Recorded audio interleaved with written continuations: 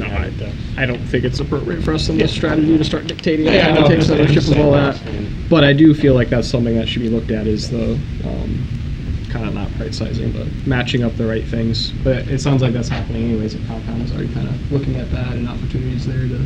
Yeah, the town, historically, the town saw with the DPW and the Conservation Commission, we work together.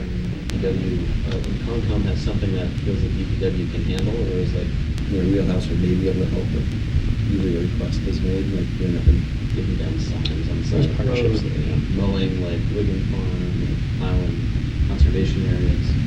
That makes sense. But it doesn't make sense for the DPW or the town to be responsible for monitoring boundaries and monitoring properties, right? So it's kind of like, to me, it's like a shared thing. And Chandler Park over the years, like, there's a core group of volunteers that would always take care of it. And as they kind of let the commissioner pass away, kind of was like, well, who's going to maintain this? They had more invested in like the rehabilitation. And then also its proximity to downtown and I think other town properties. Like it to be, underground really well. Like that's a specific instance. Like the park in the north of the town, Shop on that park, was developed by the Conservation Commission with a special committee that was set up, but never with the intention of the Conservation Commission managing it in the long term, just having input on the management plan for it more or less and creating it, which kind of maybe should have been the original goal of Chandler as well, I think. Yeah, no, also things change, conditions change, so priorities change, so I think, this document recognizes that, and we're seeing it play out in town already. Okay. Yeah, I think that's just, I want to make sure it's captured in that, because especially as we've rezoned parts of town and we look to do that more, does the constraints on basically Conservation Committee keeping up with increased use, because we want to encourage people to use these. So wear and tear on that with more people, like, is the committee able to keep up with that? I think it comes down to more resources too to maintain it.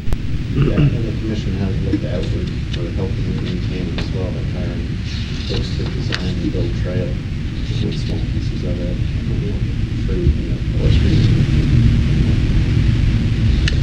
I mean, there are non-public or private entity properties shown on here as well, like nature conservancy, such as nature conservancy itself, properties shown on here too, that have parking. So if you're thinking that we'll bring pressure to pressure just to not just town-owned property, but we're showing parking. There's a few parking areas that people can Yeah, I guess overall, though, I do feel, since this was the first time it really broke out recreation, what was it part of before? Because I imagine we touched on it previously. It was part of community facilities, so it was just really, a recitation of, lists of the parks and, and some of the programs, and so it was part of that chapter, which there are still, in terms of facilities, it's still mentioned in the community facilities chapter, but this is broader. Yeah, this is definitely more people focused, whereas that one was very infrastructure focused. Obviously, they all play together, and the whole entire master plan plays together. But right, exactly. I think that's what you bring up is exactly sort of what we tried to talk about in this chapter was sort of how everybody does their part, and it evolves as to who's responsible for maintenance and management, and it does sort of evolve. Yeah, as far as the first step in breaking it out, I think I like that what it's touching on, and it definitely agrees with kind of the focus that the other chapters obviously focus on with recreation, but the connectivity, the trail access, all that. So I think overall it's a good first, not attempt, but like first time breaking it out like that. But did anybody else have any other like specific questions on the chapter? I did want to move to like the goals. Do we want to go through it, or I don't know, if, like by section we could just, or I'm sorry. I have some preliminary comments, questions, and maybe go through it. Sure. Yeah. I'm curious, was there any input from the rec department And I ask because maybe this should be part of the goal. When I was involved with youth sports 20 years ago, the kids, there was always a bit of a conflict, scheduled conflict of the fields and trying to get enough fields space, especially for soccer during that fall, between the Leo Ranch fields and the other fields. And so that coordination between the rec department and the Newmarket Youth Association and the school, I don't know if it's changed, if that conflict still exists, or there was a time we were looking for another field. Still on. Okay, so, I mean, maybe that should be mentioned if that's still an issue. Are we getting feedback from the president of the Youth Association and the rec department, so what the... Right, well, so we did spend quite a bit of time with the rec department last summer, spring and summer, I guess, primarily, and Appendix C has they came up with a list of facility needs, and so this could go in the community facilities chapter. I think overall, this was their input regarding the facilities. And I think one of the things that we've mentioned or should be in action is that there was a long-range municipal planning document that was prepared maybe last year, the year, it was quite Facilities for town recently, hall, right? Police station. Right. And so in it was a recommendation that a study be done for the recreational facilities as well, because there are a lot of needs, and so this was sort of a first cut at identifying them, but I think more in-depth study as well as prioritization is something that should be an action item. Seems like that was done like 15 years ago, 2010 period. Yeah, she's probably, I think Amy's gonna try to develop a new one, an update for that. I know she's working towards that. Okay. That might be worth mentioning that's also going on. Yeah, it says on page 16, though, the fact that the 2023 Municipal Facilities Master Plan, it's the second paragraph on 16, that the town should conduct a detailed study to guide future recreation space. Results could be used to inform additional athletic and other fields, playgrounds. So at least the whole "we should do a study" part is in there, Yeah. recognizing that that's probably something that we need to revisit. But unless you think there should be something more concrete of just we should. 'Cause I don't think I don't think we know. Well, yeah, that's probably part of it.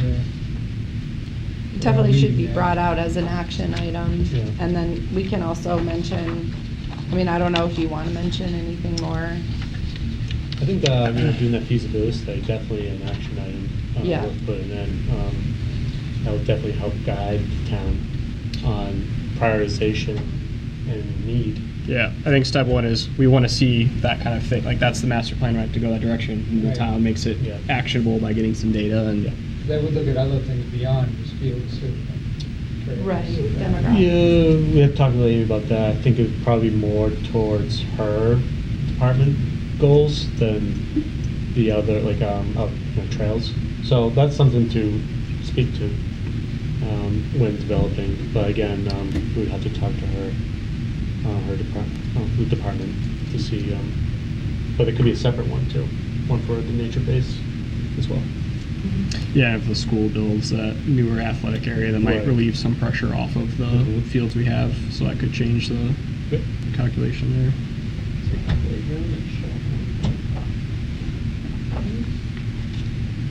I guess that was the other general comment I was going to make about the suggestions of connecting trails and making more connected routes around town. I think that's a great idea.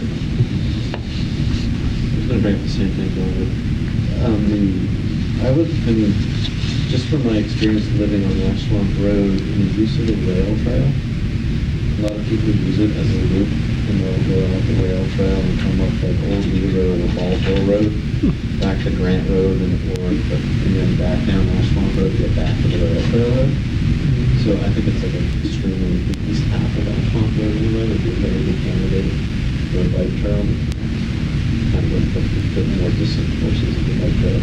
There's a lot of people I see stop that, because I jog in that area too, and people are like, how do I get back to the left? How do I get to like the Grand Road, Ash Swamp intersection? They're like, I think I take a right to get that. Like, I know people do that. I see the same. Do they go to Neil Mill for that? Either Neil Mill Yeah. or Baldwin. Yeah. Okay. Ball Hill, okay.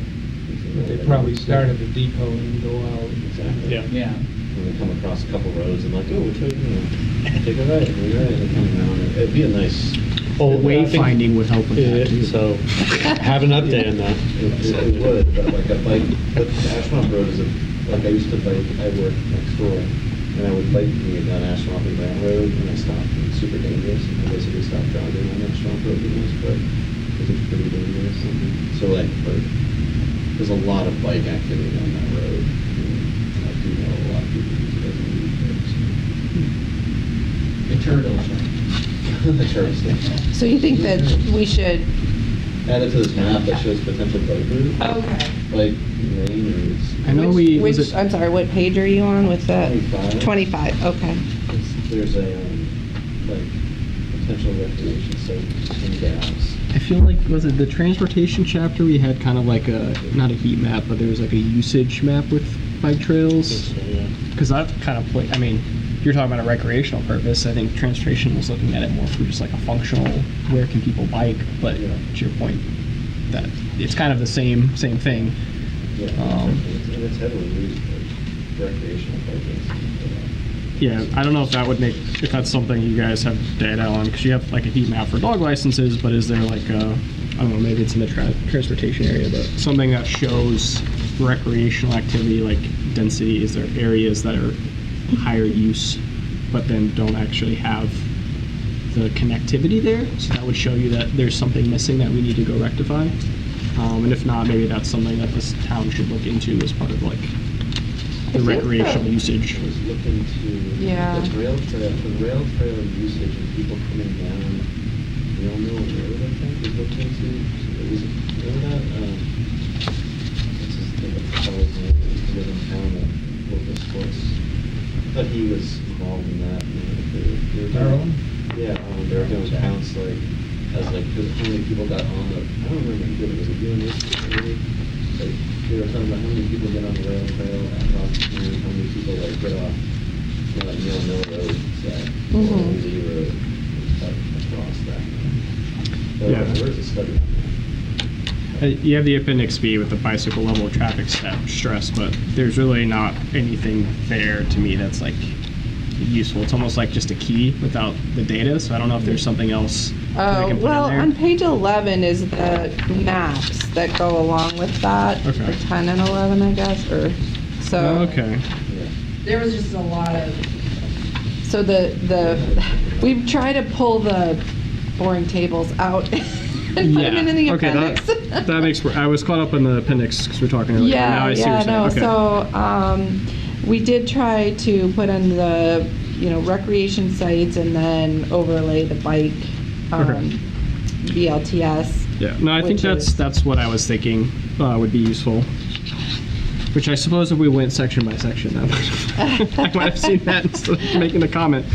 Sorry. I was wondering how they rank those. That's a good, I think there's a scale.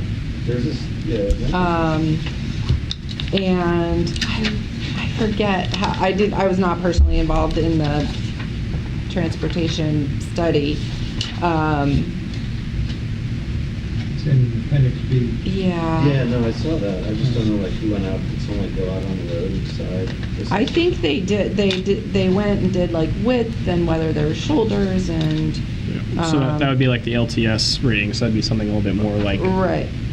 engineering type where you're classifying the road. Yeah, they're all, right? Yeah, Turkey's Right. So it's like, And so part of that too is that, yeah, so they did go out on each of the roads and map out the segments to come up with the scale, the maps.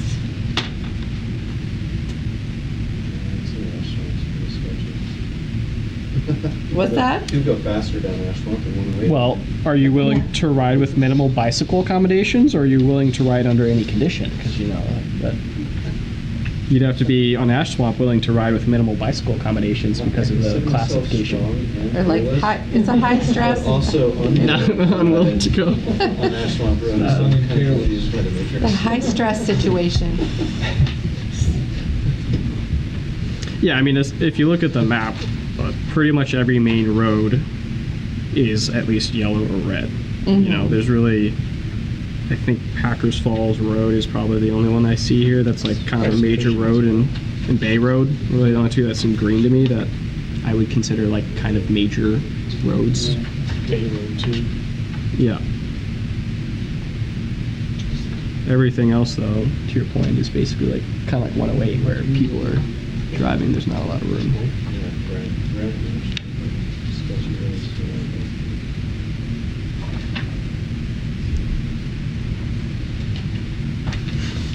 Yeah, so I feel like we can go section by section and see if anybody has any other comments. But Does anyone have any comment on the vision?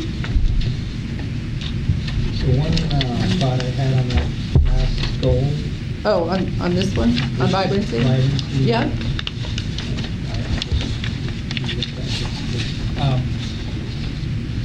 Also adding, not only the UNH about volunteerism, but maybe connecting with the UNH outdoor rec group. If there's any interest in terms of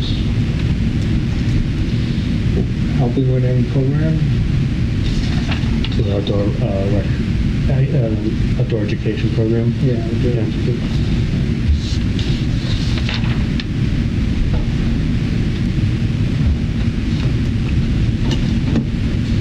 That could be an action item also. yeah, you have to investigate methods and options to increase volunteerism, including guidance from UNH Extension and faculty. So you could just kind of, if you wanted to just add to that goal, is that kind of what you're getting at? Yeah, or other outdoor focused or recreation focused groups. So I'm sure it's not just them. There may be others in here. Yeah, that, there are some private education.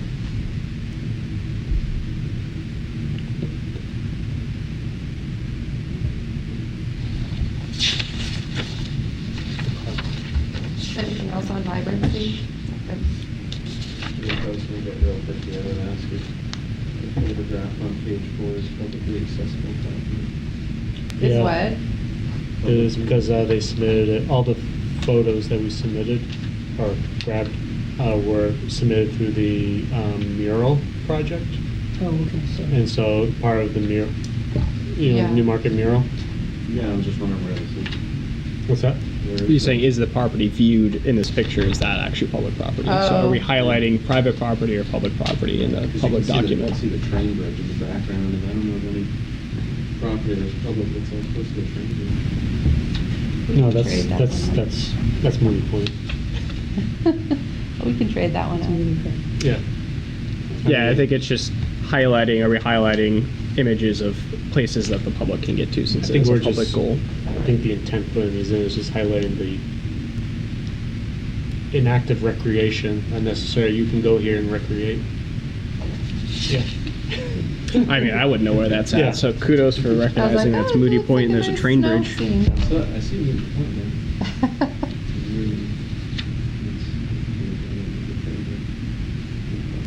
Yeah, all the photos in the master plan are either from the mural project, or we also had, people could submit on the website photos to include in the master plan. Maybe it's in the road, I don't know. That's what I thought it was Yeah. somewhere on the road. I don't know, but snowshoeing doesn't get me outside in the cold, so that's not enticing me. It just makes me want to stay inside. So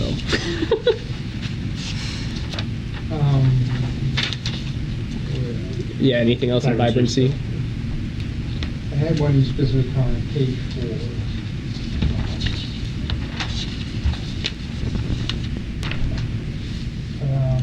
Second paragraph, above the permanent stage, would allow the town to host more vibrant events. I guess it depends on the scale of the event that you know, that's a big thing. I mean, I know we need one for the backyard bash. There is that little stage that would accommodate a smaller concert type thing. I think there's plans to improve that, maybe expand it a little bit. By the community one center? that exists? Yeah. I mean, I don't know if that's cost effective in trying to bring in a big stage, given the amount of events and the scale of it. It's not like we're going to have big concerts. Yeah, I mean, a larger permanent stage, so larger is relative, so I don't think it's gonna be like a pavilion or Meadowbrook, you know, that type of thing. I think it's just more a, you know, modest size stage In or the stage at the current location. maybe or somewhere else, yeah, where, you know, more, I don't know, I think that was in comprehensive events. I think that was in the facilities one when they talked about it. People had interest when they polled people. One of the things was like an outdoor venue space that was more useful. Is not the right word, but they expressed a desire to have something that was in that area. So I think that would be something that the town would look into, whether it's that space or a different space or something larger. Yeah, I guess I was commenting that Or it could be multiple, too. the previous sentence of the town, restaurant must rent a stage. And then this is going to avoid that. And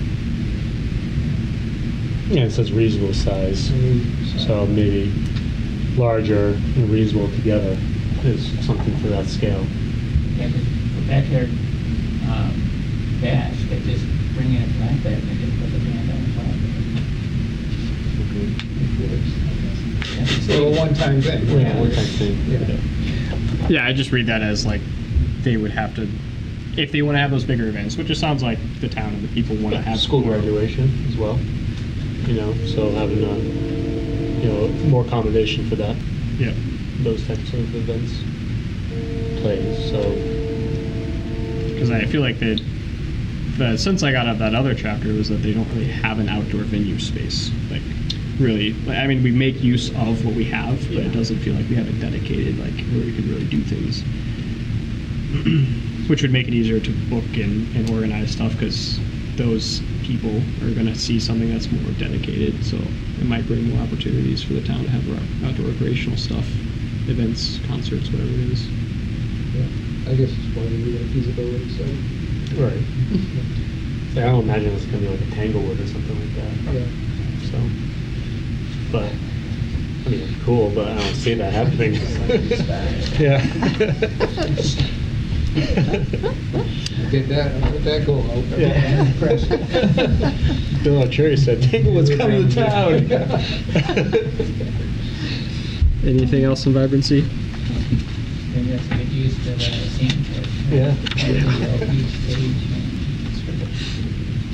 Connectivity.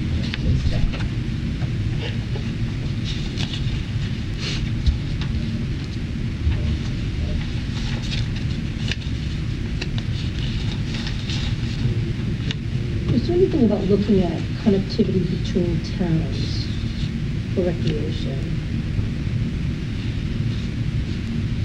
I think through our open space, like, I was thinking more like, when and maybe this isn't the proper Yeah. section, so just yell. Look on page 8 at the bottom, because it talks about the Rockingham Rail Trail.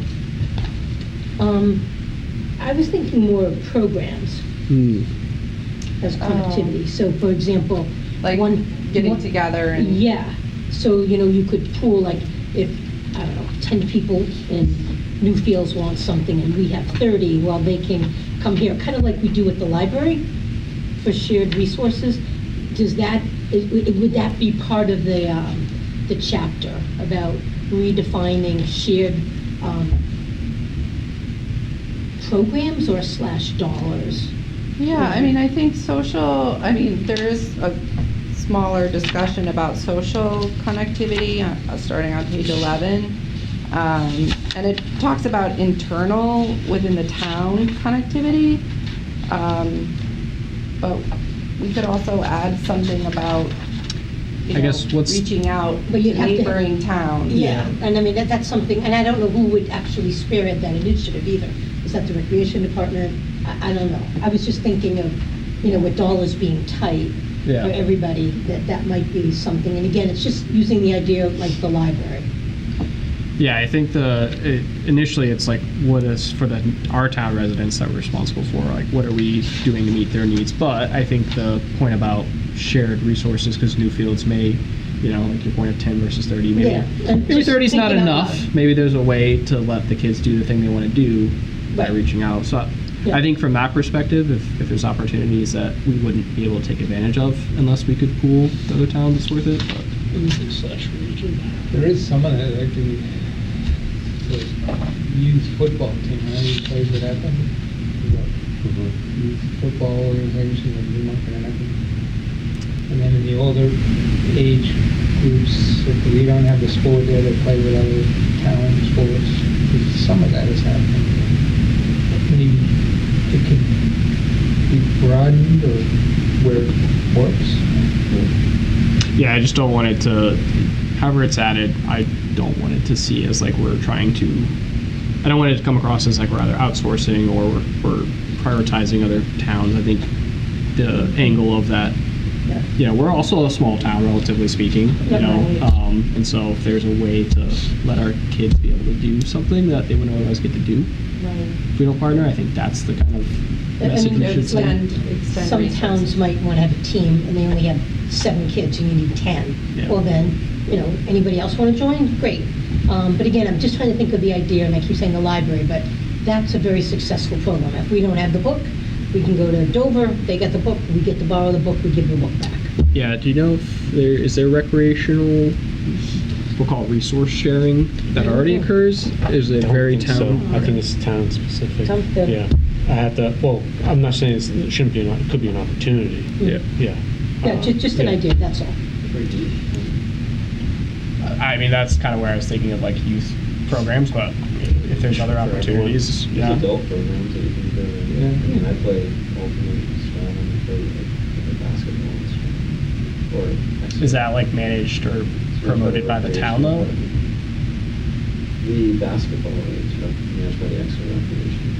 I Okay. do the one in Newmarket too. So you have to pay, so maybe it'd be interesting if you have like a regional membership, like say you just buy one time, then you go to Exeter or Strata, Yeah. something like that, Newmarket. Yeah, those And- guys I play with, they pay Newmarket $3 and Yeah. Sunday, whatever portion of the $30 for the 2 or 3 months in Exeter. So maybe, Just an Yeah. idea, that's all. yeah, no, Yeah. it's kind of an interesting concept, like buy one pass, you get to go everywhere. Yeah. Because they don't care what time. Right. But Well, if they're maybe- playing here, it sounds, well, they're playing here and they're paying, like they're working directly in the market, or they're paying Exeter but playing here. They're paying both.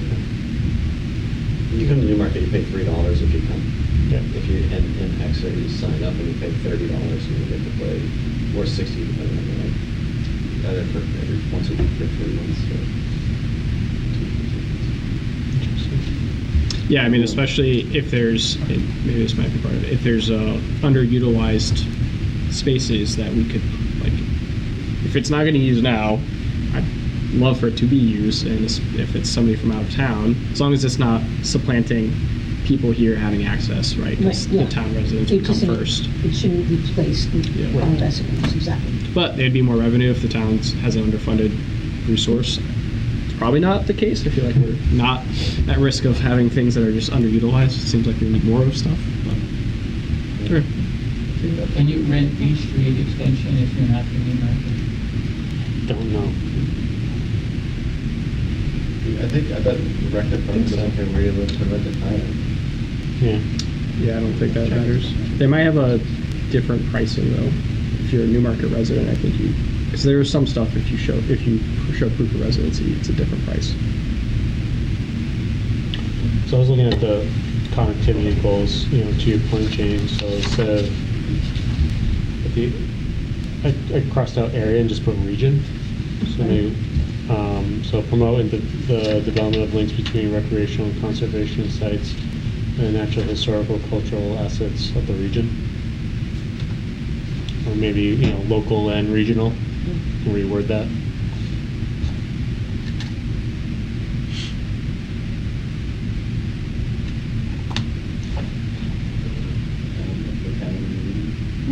In town and region, yeah. Yeah, that would work. Yeah. You good, Jane?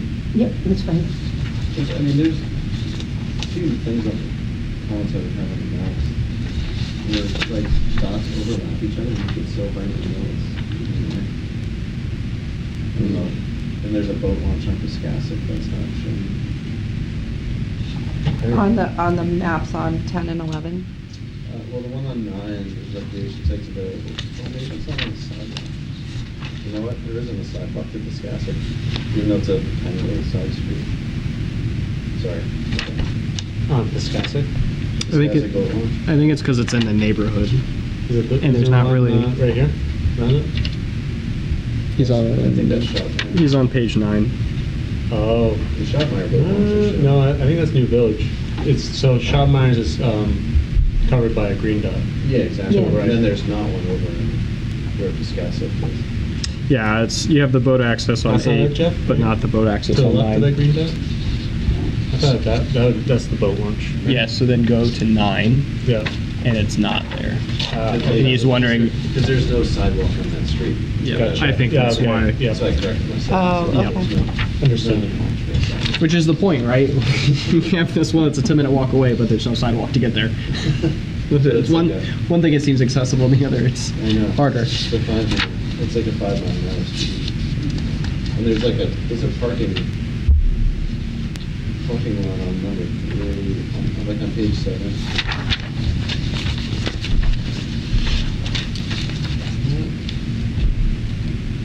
Yeah, that's That's Audubon, isn't yes.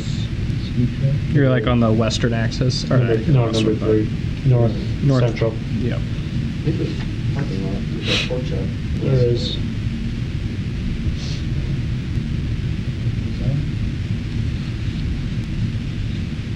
Yeah, because they highlight Wetland, so yeah. Yeah, it's the Audubon next to Loisville. Clock. Yeah.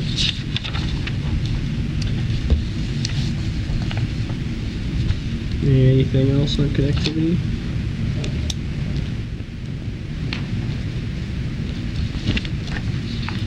Actually,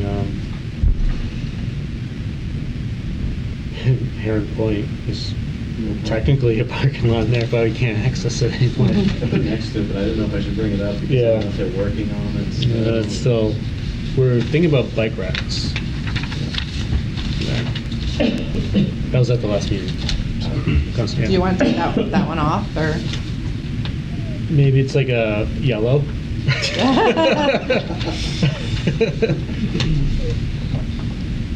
Parking It's like- lot and name and then only. in the legend, it's like maybe. Just say not accessible? Yeah. By car? By Fiat. Just because, Yeah, okay. yeah. I mean, I know it's not shown, but I would put a parking symbol right at the rail trail In, on page 7. Always talk about parking. Yeah, I guess. is it technically Newfields? The parking lot itself. Well, no, well, that is a new development, the ballroom. They built that other parking lot that people park over there now. But the ballroom space is being rented by the person that owns the railroad depot. He's renting the part of the parking lot Yeah. over the rail trail.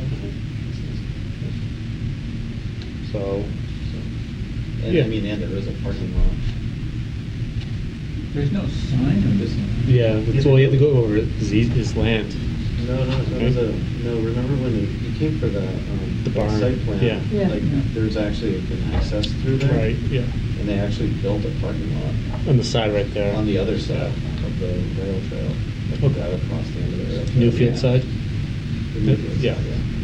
Technically the parking lot for that they built is Yeah. in Newfield, but the road begins to get to it. is in Newmarket. And you can't get to it from Newfield. And you can't get to it from Newfield. But it's, I mean, that's one of the, Okay. probably the most popular parking. We probably want to highlight it. Okay. In Newmarket. We'll add that. Yeah. It's busier than Weaver's Row on Saturday. Great cafe there. Would have been a high enough money. All Oh, that was his business. We do only have 10 minutes left and 2 more sections, so not to rush, but is there any other questions or comments on connectivity before we go to... All right, let's move on to accessibility and affordability.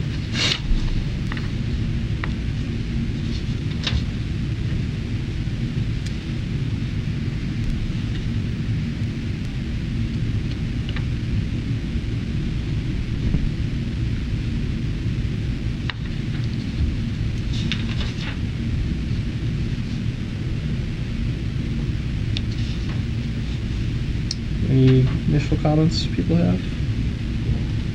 They mentioned if they could, sorry, I can't see it in here, I don't know if I can miss those.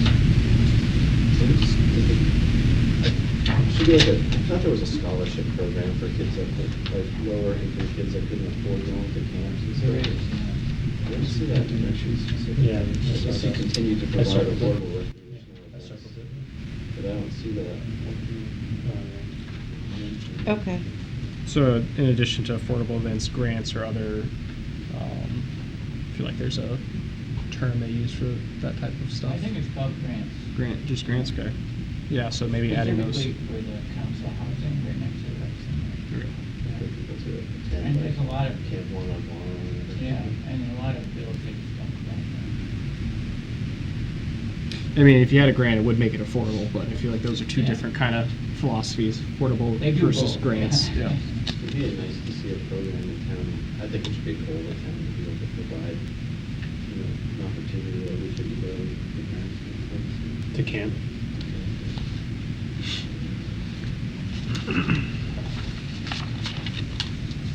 Yeah, they definitely have a grant program. Yeah, so I guess to that point, the goal would be to somehow, you're almost like saying encourage like maximum attendance, right? Or are you just saying like anybody that wants to go? So I feel like there's Is it, how well is it attended now? I apologize, I don't Pretty know. well attended. It's well Yeah. attended? Mhm. Okay. So it's not- It's full, Yeah, so it's, I think it's more of a staffing issue. okay. Not a non-residents, I don't know that it's. I think they can. Well, no, I think they could, but I don't know how many Yeah. participate. They can if we have space. So I think that's missing from the goals is like, and to Jeff's point of like, do we have the capacity for everyone to attend that wants to? Do we have the funding or the grants available for everyone to attend? So if there's this like kind of participation aspect, I think considering offering programs and ensuring spaces are kept up and accessible, but it's that kind of ability to attend.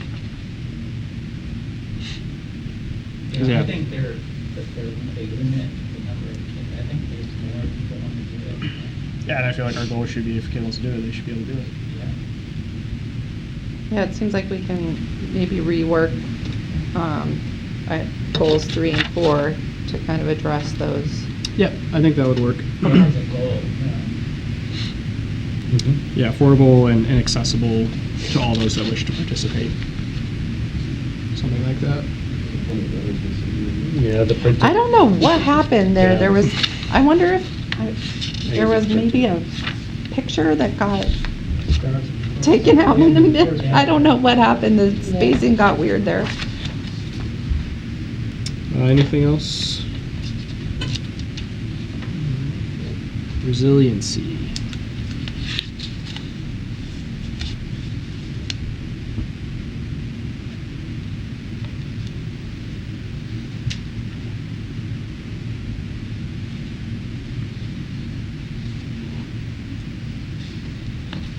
Well, if we admit that climate change is a reality, is that going to cut funding? Yeah, just don't say it. Just alternative words. Yes, resiliency, coastal resiliency. Yeah, so it looks like participate in the 2025 update to the coastal risk. Did we end up doing that last year? Yep. Oh, okay. Oh, yeah, you did. The town participated. So yeah, we did the first one, New Hampshire Coastal Risk and Hazards, and should participate. So if we have results from that, might be something worth, or if it, at the very least, just, no, okay. So just taking credit that we participated in it, and the town should use those results to kind of drive actions from there.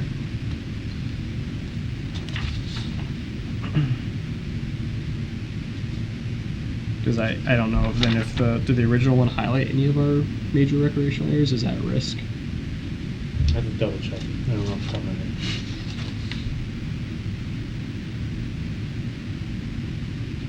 Regarding nature-based recreation opportunities, happened to be in Exeter the other day behind the Main Street School. They had some great signage of water-related, the watershed, the hydrocycle, groundwater, surface water, some great signage. There was a grant from the Hampshire DES. I don't know who spearheaded that, but it was a great educational thing.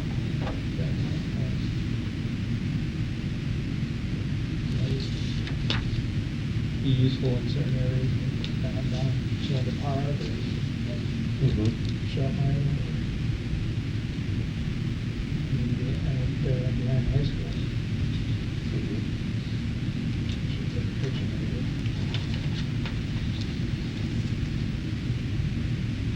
I guess for the hubs, the focus areas, do people have any comments on that? Because I think that's kind of an important thing to highlight. Yeah, it'd be great to connect to new roads, but I don't know how. That was tricky.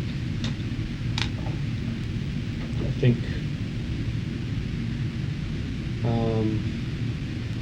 I wonder if it's like not the way it's laid out right now, but a reconfiguration, like going under the bridge, the 108 bridge, to the junction. I think that might be an opportunity. But you would have to work with one DOT, CSX, and private property owners to make that happen.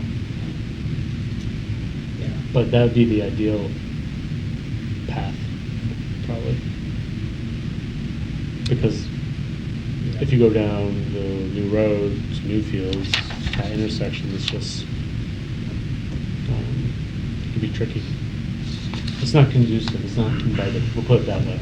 I mean, you run it, like I do that. You're playing Frogger right When I there. run, I do that new road Yeah. from my house, but then like you still have to cross the railroad tracks, as long as when I run over those two train bridges, it's so sketchy. Down old So you go 108? down, and then you gotta illegally cross the railroad. Yeah. How do you get away from crossing the railroad? If you came New Road, and say if you went straight instead of turning to fall towards the old wooden bridge, and you go under the 108 bridge, well, there's nothing there, you'd have to build it, but that's the way I imagine, so you avoid the tracks, you avoid 108 because you're going under it, and you get to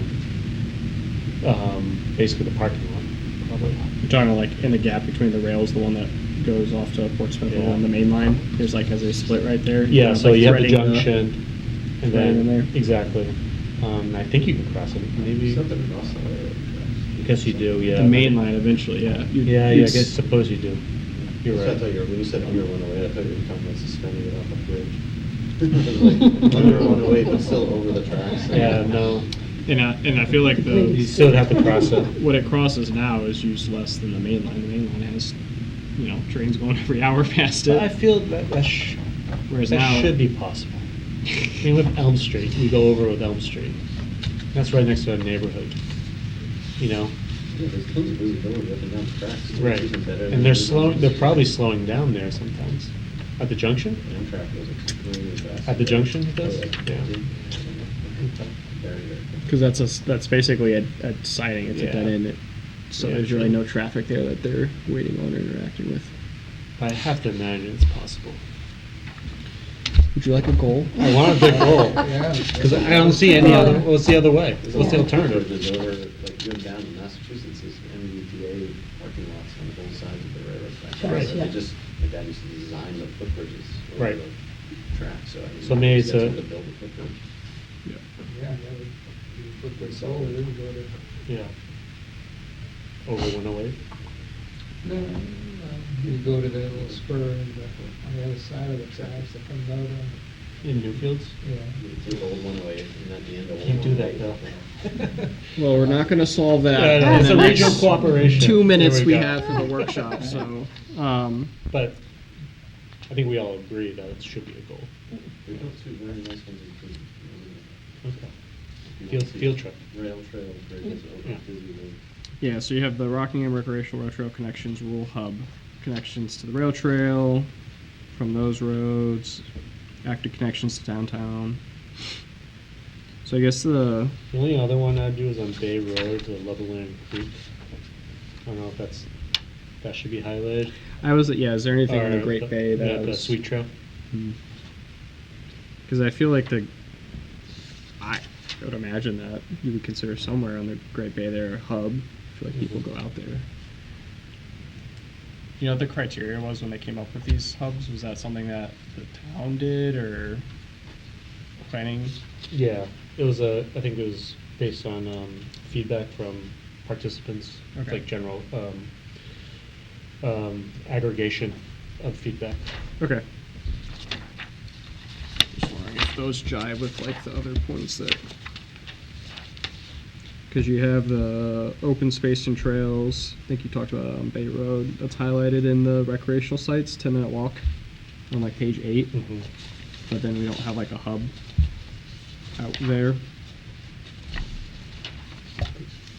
So I don't know So if we that's do- something worth exploring. For which one, sorry? At page 8, you have the recreational, Yep. the open space and trails Mhm. out on, I think that's Bay Road, right? Yeah, that's the Sweet Trail, right? Yeah, Yep. okay. But then And we don't have a 16, focus area out yeah. there on 16, so Yeah. why is that a focus? Should it be a focus? Should we have something on the Great Bay be part of a focus area? I think so. If that trail's great. Sounds like it should be a Yeah. focus area. And it promotes regional connectivity because it goes right in Durham. So you can call it the Sweet Trail Hub, or the Great Bay Hub. I was just gonna visit it too, because there's nothing much to do there. There's a nice bench at the end. There's You sit. opportunity there, Jeff. No, it's all owned already. No. It's all conservation land, Yeah. and there's a parking lot and trails, but, owned by private groups, so maybe they just like, it's not a town hub, it's already a hub. Yeah. Let's Nature Conservancy. Right? Well, the time to talk about looking for private groups to kind of collaborate in there. That was one of the earlier sections there, I think, in vibrancy. So I feel like that would be then an area that sounds like it's fairly developed, but maybe there's opportunity for town to partner, make more use of it, connect it with like better bike access for people or something. I think that'd be a great spot for them. There you go. Bay Road's That's what actually goals are for. busy biking. Yeah. We're kind of out of time, so are there any last nickels from anybody? If you think of something, please reach out. Will do. Thank you And very I much for your think- time. Yeah, thank you very much. And we also have this bit.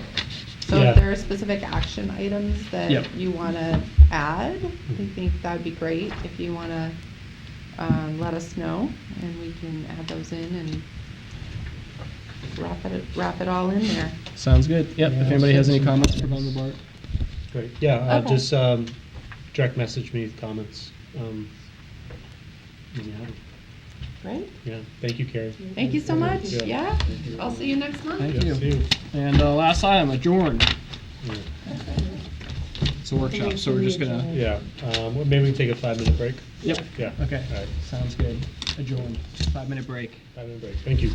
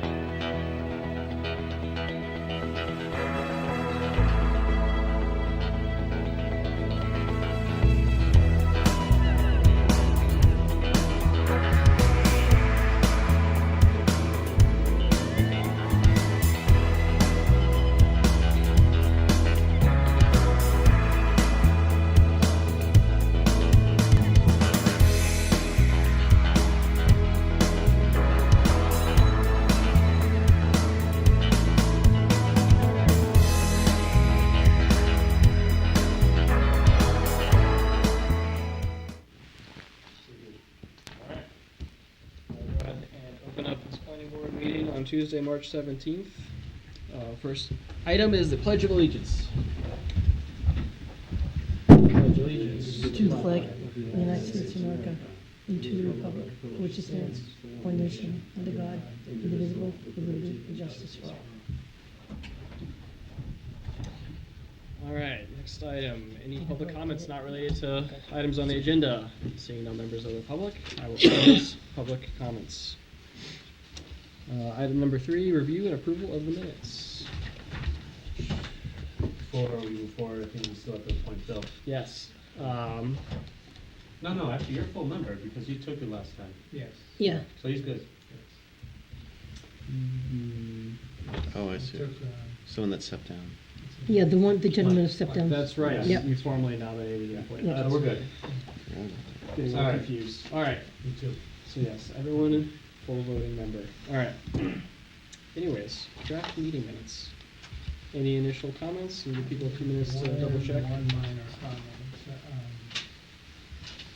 Page 5, line 213.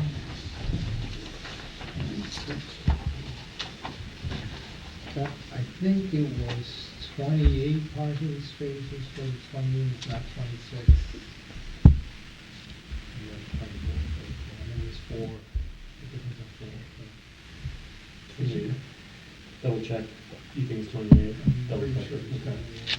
Just because I was being such a stickler. Yeah, I remember we discussed it a lot. I remember. Not that it's a big deal, but just to have the record straight. Yep. 28. Yeah, I forgot how much discussion we did. It's a long minutes. Any other comments?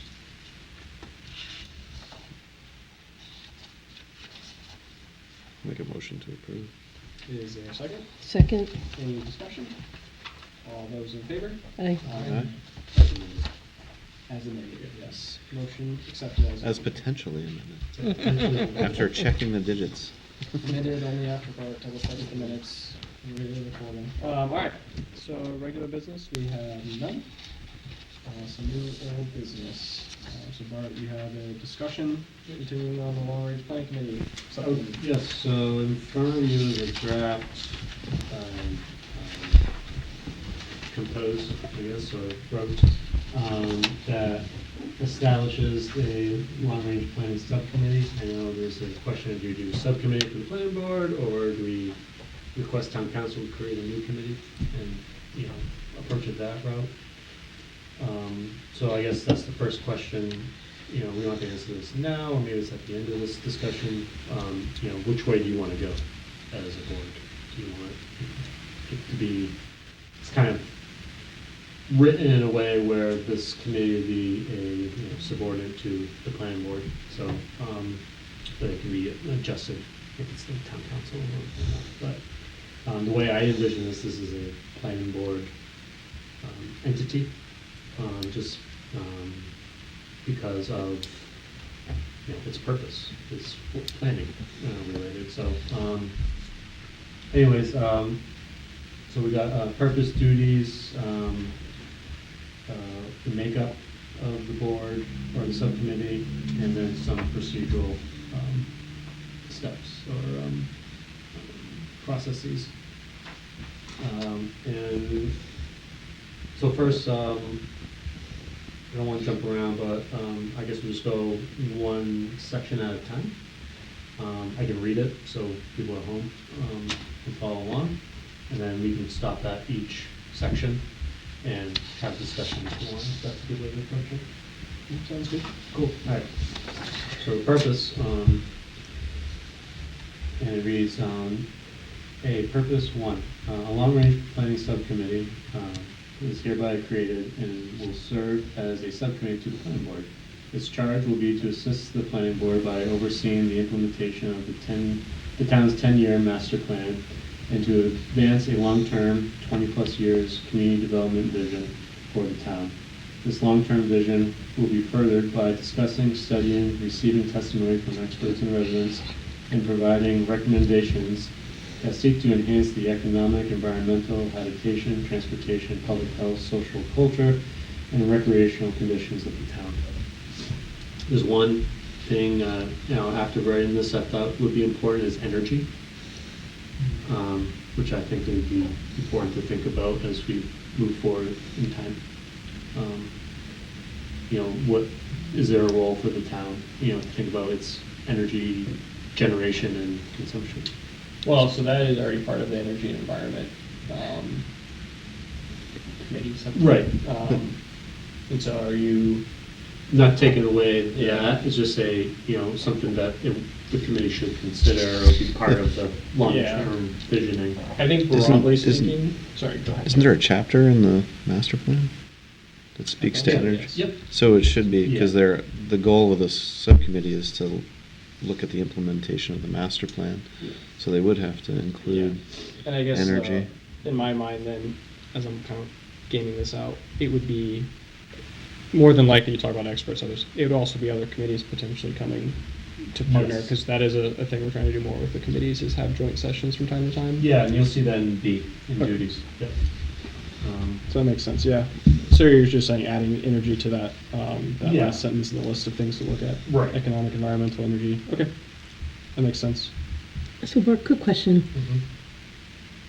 Does this replace or work with the CIP? Worked with. Okay. Yeah, so it doesn't replace, because the CIP, the way it's constructed right now is kind of that, almost like a budgetary thing, Mm-hmm. but I think this will work in parallel with this committee. Okay. That's the way I envision it. So I think it enhances the CIP Right, process. yep. Yeah, That's fine. I just want to make sure I understood what we were trying to Yep. set up, so. yep. Because I feel like this is like it's like two different things. Like a lot of us get mired in the day to day of like this is the thing before me that I need to view on, and then this allows us as a committee to take a step back and look long term. Because I don't know how much at CIP you really get to like. It's a Obviously, you have 6 plans, Yeah. Yeah, I but mean, it's really what's ever in front of you. it works, and make sure I'm saying this correctly, that it works hand in hand with the stake owner. So the chief of police, fire, public works, recreation, and we try to support their initiatives, as long as it makes sense, you know what I mean? Yeah, but you're really only seeing it until they like at the point where they've already thought this is the thing I want to do. I'm coming to you because I want Right, to fund it. correct, Whereas this correct. would be before that. It'd be like, hey, Yep. these are the things we should actually look at doing. Let alone like, do they even know if Yeah. they'll be able to fund it yet? Yeah, no, exactly, but I just want to make sure I understood, I think, there's a lot of pieces to the puzzle, and I just want to make sure if we're adding pieces, that it's actually adding value, Yeah. as opposed to, just really dispersing the effort, and then there's no one driving the bus. Yeah. No, this is good discussion because whoever ends up sharing this, right, this helps us align on what we're expecting to get out Yep, of it. I agree. Disconnect or disadvantage to the CIP members not having that thought process. Yep. Of why did they put all those things on the list? Yeah. Yep. I think it gets to what the CIP committee's been asking for so long, at least I've been here, is how's this tied to the master plan? 100%. Yeah, Yep. so this is, basically provides that opportunity for those requesters to present their reasoning Yep. more, I won't say thoroughly, but more clearly. This may be getting ahead, but take that as a case example, right? So they asked the question, how would you envision information flowing? So like, because this doesn't have a CIP member on the master plan, so it'd be something that the master planning member would report to this planning board, which, CIP member would hear, and then they'd be able to report back. So it kind of flow. Right, so one would be, the information is already out there, so it'd be public information as we have the meetings. Yeah. Two, exactly, so the way it's currently written is that quarterly reports from this committee will come to the planning board. And then at that point, you would see each, right now I think we have, I don't know how many meetings, 4 or 6, I think I said 4. So once they meet, a report will be generated, at the next available, as I envision it, planning board meeting, it would be presented there. But the idea is, I'm not sure exactly, but maybe it's like check in with one department or one chapter, and all those people who are responsible, or maybe a certain segment of that, come in to talk to the subcommittee to talk about their progress on that, Yeah. on the chapter's goals. So it's really more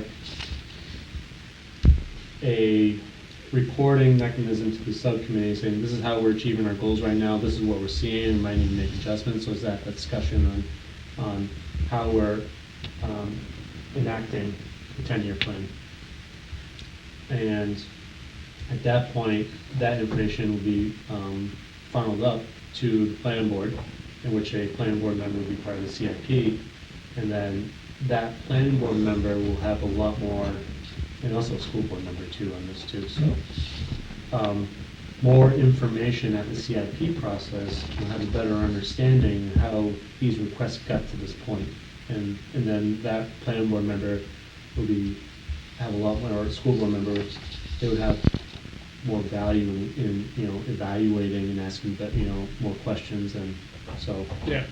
so it seems kind of iterative process and keeps people on the same page. It brings the plan forward instead of stuck on the shelves. So that's how I kind of see it. So we're always present with it. Have you seen this done in other towns that you've had? I've seen, not to, the way I've seen this, when I was doing my research, so I haven't seen it, I haven't watched it, but, reading about it, I was able to look at other communities in Maine, in Massachusetts, in New Hampshire, and the ones in Maine, when they establish this community, they go to work on their master plan or their comprehensive plan, and that's like the first task. It's like, all right, let's get this done. And then afterwards, it's like, okay, now let's make sure that we're enacting it and, carrying it out. So it's more like, our first goal is get the master plan done, second is making sure it's being, carried out. So we're on the precipice of, updating our master plan, so we already have that done, so now it's more, one, making sure it gets implemented, and then with other communities, or at least I haven't seen it written like this, where it's like you're thinking 20, 30 years out. So it's more of how do we get that master plan finished, and then when it comes time to draft another master plan, let's start that process. So it's just more do the report, enact its objectives and goals, do it again, update the plan more, and then what I think this has value is you're looking further than that. You're looking at 3 master plans ahead potentially. It's like, where do we want to go in the future long term? So Yeah, and you also wanted the master plan to be more of a living document moving forward. Precisely. What this committee could kind of shepherd along. yeah, and I think that's a lot of people get frustrated about. I have my experience, CIP committee, and I think that was a big discussion in the charter commission as well. It's like, how are we meeting our goals? How are we meeting our master plan goals? And so I think this is a way to do that. Your own brainchild. So, It's an application. I think it's great. so they would say, Recreation Department, come report to us next month. Yeah, we'd schedule it, like who's available, we would, yeah, it'd be something like that. So it's like, we look at the implementation table to see, we look at the recreation, so it could be part conservation, part recreation department, and they would give us an update on where you are with those goals. And What if, hypothetically, Yeah. it's 2 years after, 3 years from now, and the master plan was adopted this year, say, yeah. and they haven't done anything on this. Then you ask them. So it's like what's a, going on? yeah, accountability Yeah. It forum, is, yeah. I guess is what Well, I yeah, but put it down. wouldn't be hostile. It's more, how can we help? What's the, it's like, I don't see it like that. I don't want it to be, I don't want it to be perceived adversarial. like that as. yeah, I as don't my- want to be adversarial. And Well, I think. Well, the we- point I'm trying to make is I don't want it to be perceived as, we're calling you in front of the group, No. tell us what progress you've made. No, I think it's more collaborative. It's like, let's hear your successes and hear your challenges.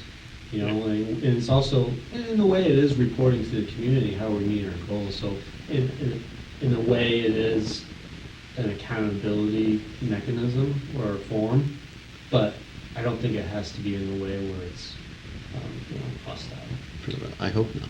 Yeah. It's not hostile. I feel like It's the perception of it, not necessarily the action of it. And it's a non-elected board too. It's an appointed board. yeah, but there are elected members on it, Some of them. like the planning board, school board, conservation commission member. No, they're potentially. appointed. They're appointed. But Yeah, the council or planning board are elected. School board elected? Yes. Yeah, school board's elected. Okay, so we have three elected people. We can get to that, but, so, people, any question on the purpose? So again, as I already kind of touched upon in duties, duties reads, upon creation, the subcommittee will be tasked with the following. A, review the current master plan's implementation chapter, goals, was my word, but, with town staff and invite those entities assigned the responsibility of achieving those objectives therein to present periodic status updates. And B, develop recommendations for the planning board and other decision makers to consider with respect to policy initiatives, future master plan updates, and other community development strategies.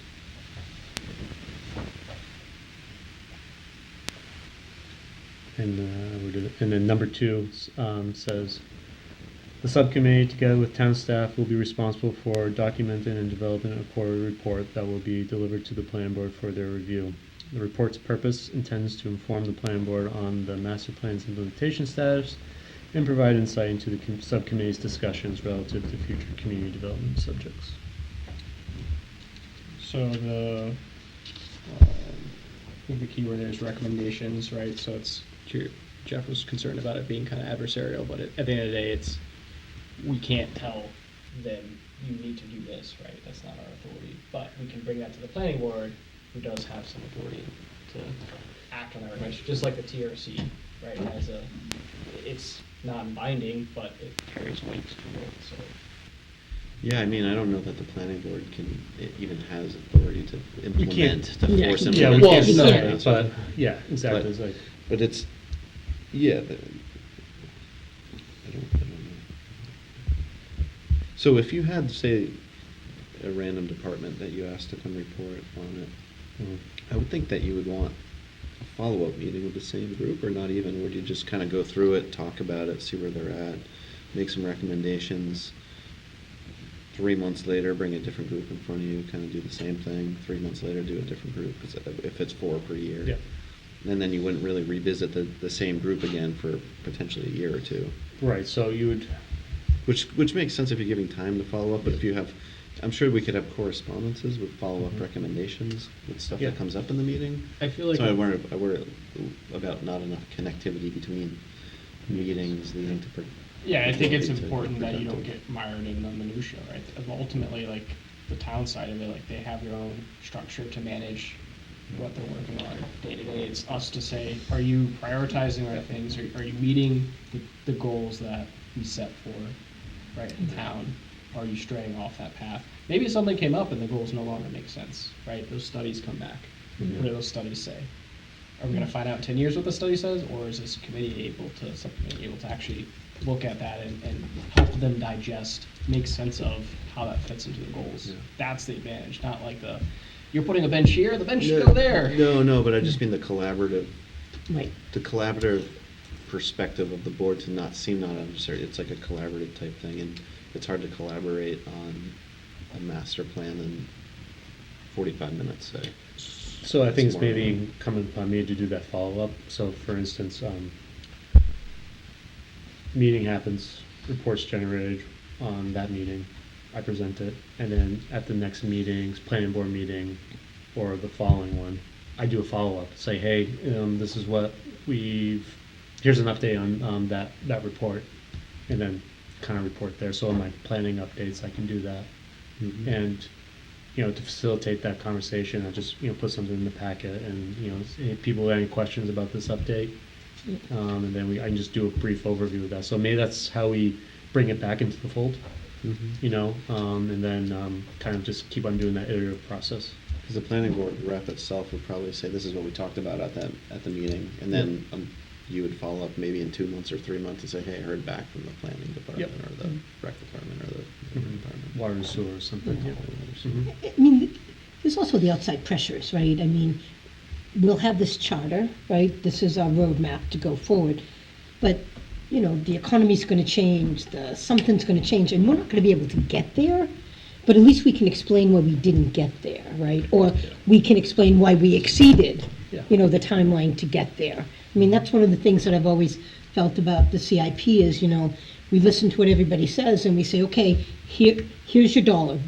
Go buy that fire truck or go buy that police car.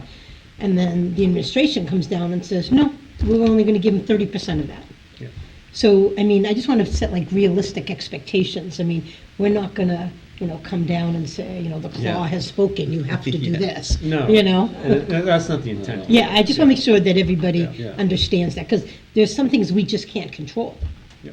Oh, And that's a good way, you know, for those instances when they do occur, you know, and those people are either invited or, you know, I provided updates like, hey, look, things have changed.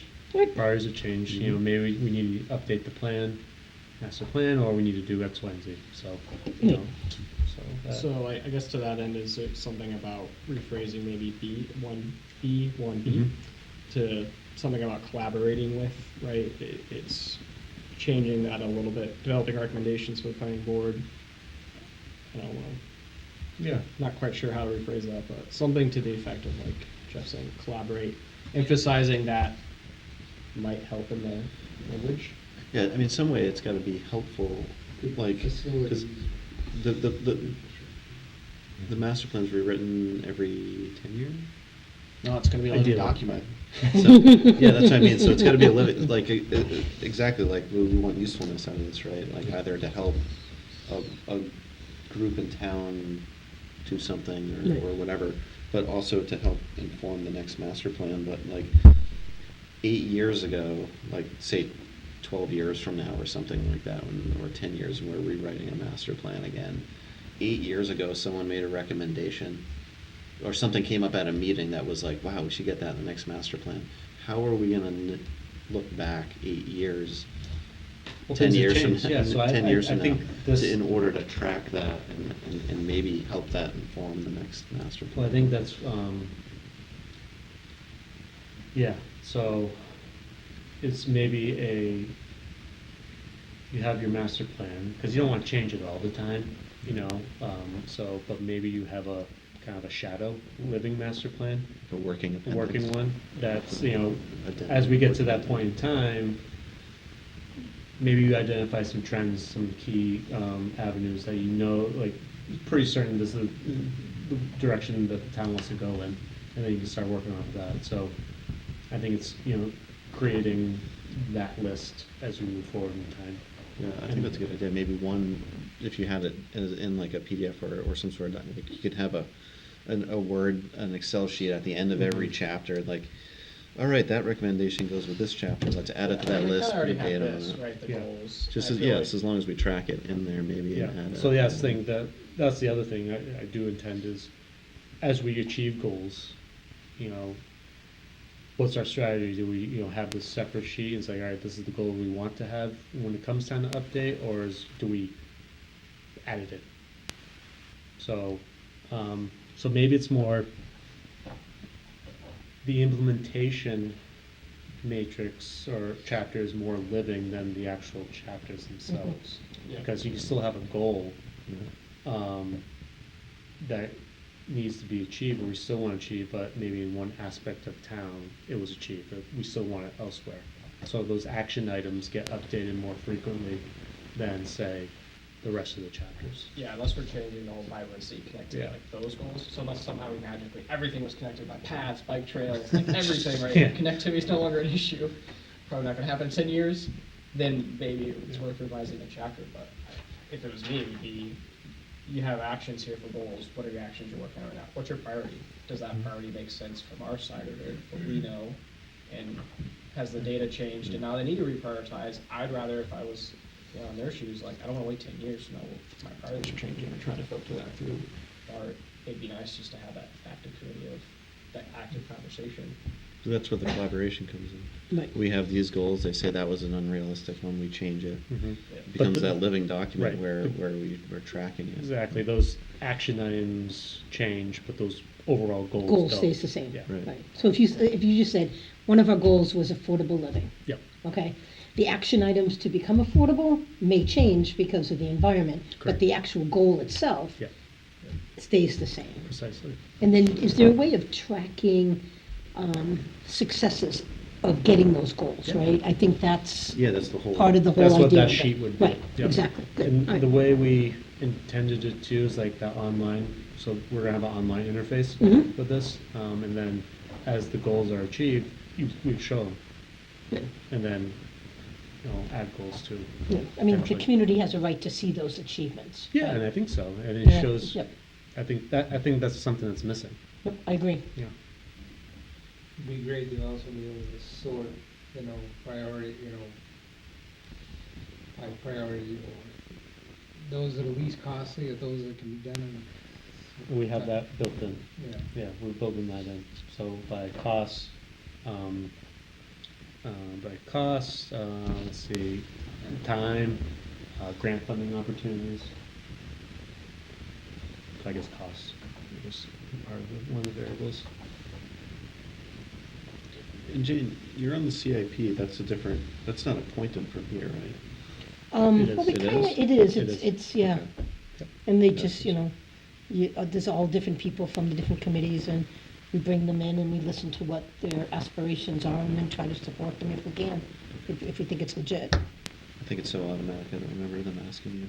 Oh, we did it. Yeah, we asked Jane. Did we? I remember. And actually, Do those have term limits, those appointments? No. Because we revisited them last year. It's yearly, it's yearly. It's every year, if So you then want to next- do it. Yeah, next meeting, since we'll have new members. Correct, we'll do it I then. don't think we actually have new members. No, we don't have new members. Well, in that Stays the case, same. I guess we'll just revisit if people want their same Yeah. assignments or if they want to swap around. Anywho, anybody else questions on duties for board? So, not hearing any, we'll go on to composition, terms, vacancies, and procedure. One compensation, A, the subcommittee shall consist of 9 members and 3 alternates, all of whom shall be property owners or residents of the town of Newmarket. I might want to change right there, maybe entities, because of kind of who I envision being on this board. We can talk about that. And who shall be appointed by the planning board? The subcommittee composition shall consist of the following members. 1 regular members. 1 planning board member, 1 conservation commission member, 1 town councilor, 1 school board member, 1 Newmarket Housing Authority member, 1 Newmarket Community Development Corporation member, and 3 Newmarket residents property owners. And 2 alternates, 1 planning board member, 1 conservation commission member, and 1 town council member. So why you say entities? Because of The Housing Authority and the Community Development Corporation. Because those might be, those like staff members of those Yeah, it might be a entities? staff member of the Housing Authority. Or it could be a board member. So, if you're on the Conservation Commission, you're appointed by the town council. Correct. But we would be able to appoint the planning board can appoint a random resident to a committee? I think so. It's a subcommittee. It's a subcommittee, it's not a committee. So they wouldn't have. They basically apply to the planning board. Oh, yeah, I didn't know we Yeah. had the power to appoint to, because conservation's also an advisory committee, but it's not like a statute. No, this is a planning board subcommittee. Yeah. Right, Yeah, and the so, planning board controls. okay. Yeah. But I think what you're saying is you just want to make sure that we have the authority to do it. Yeah, they're saying we do. Yeah, so it's Yeah. just like, it's a It's advisory committee. Which is what the Concom is too. That's just why I thought it would, maybe Well, they no, might they have have some to be appointed by regulatory powers, It depends on who established it too.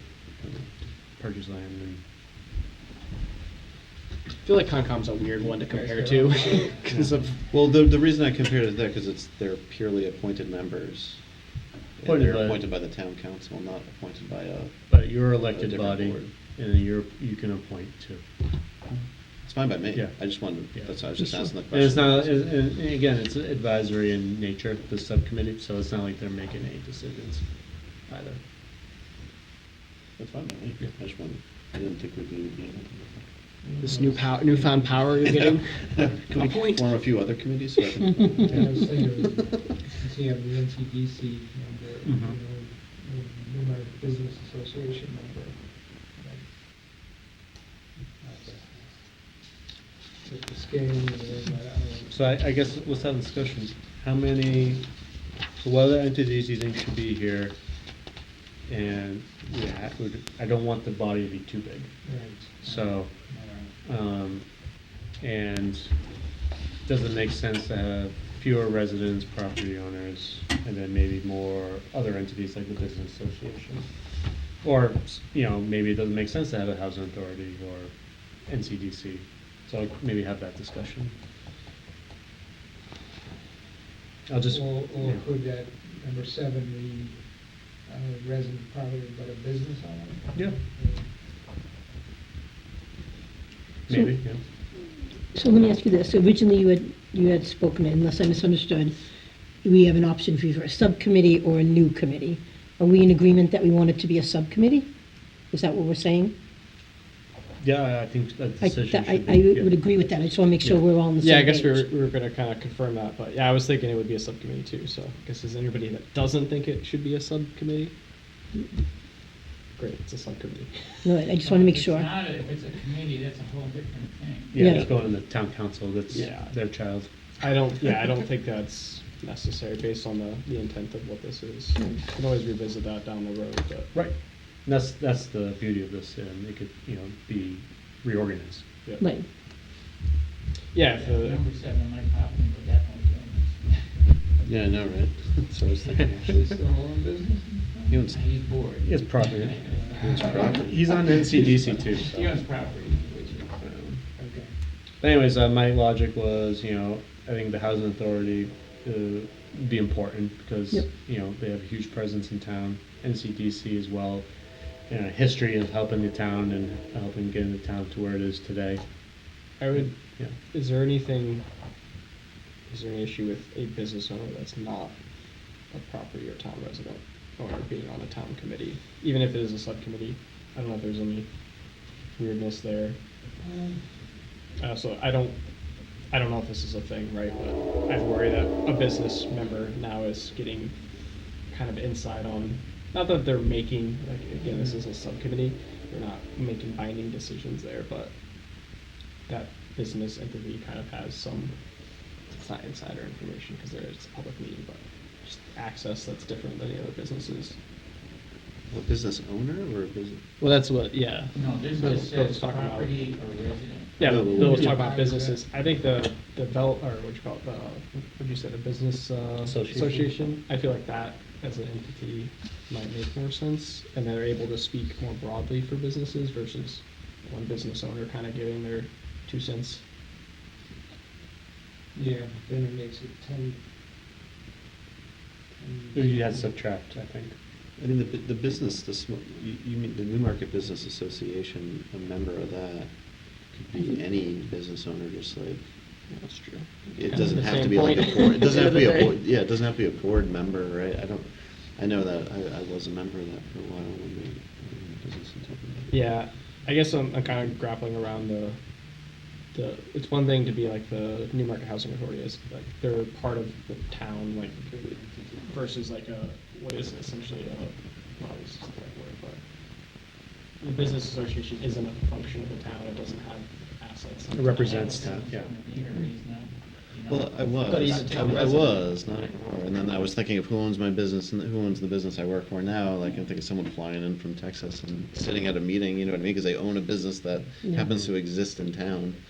No, and But I do like the perspective of a business owner Yeah. and like how, like, parking and traffic flow and long-term planning and like what makes a business thrive in town, right? Yeah. But Like, I think that perspective would be very valuable. But it's But how do resident you or- how do you bring it to a resident But yeah, I mean, a resident owner?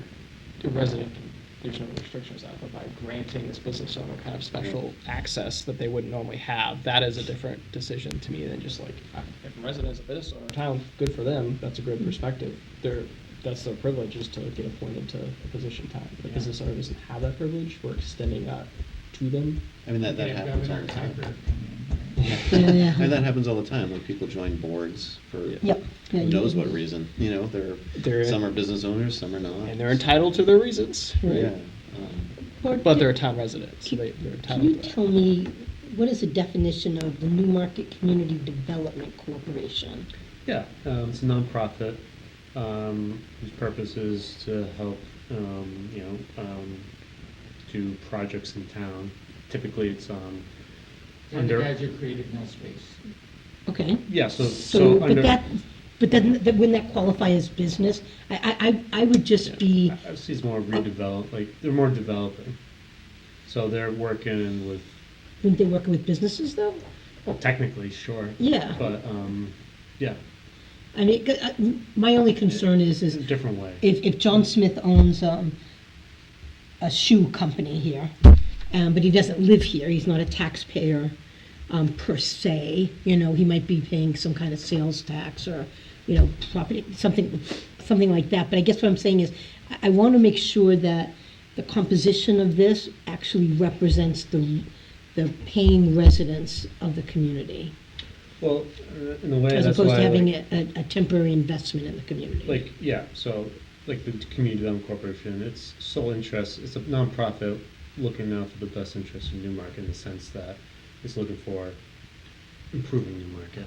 Mm-hmm. So, I think that's different than a business association, which has a group of businesses that it represents, not necessarily tied to Newmarket.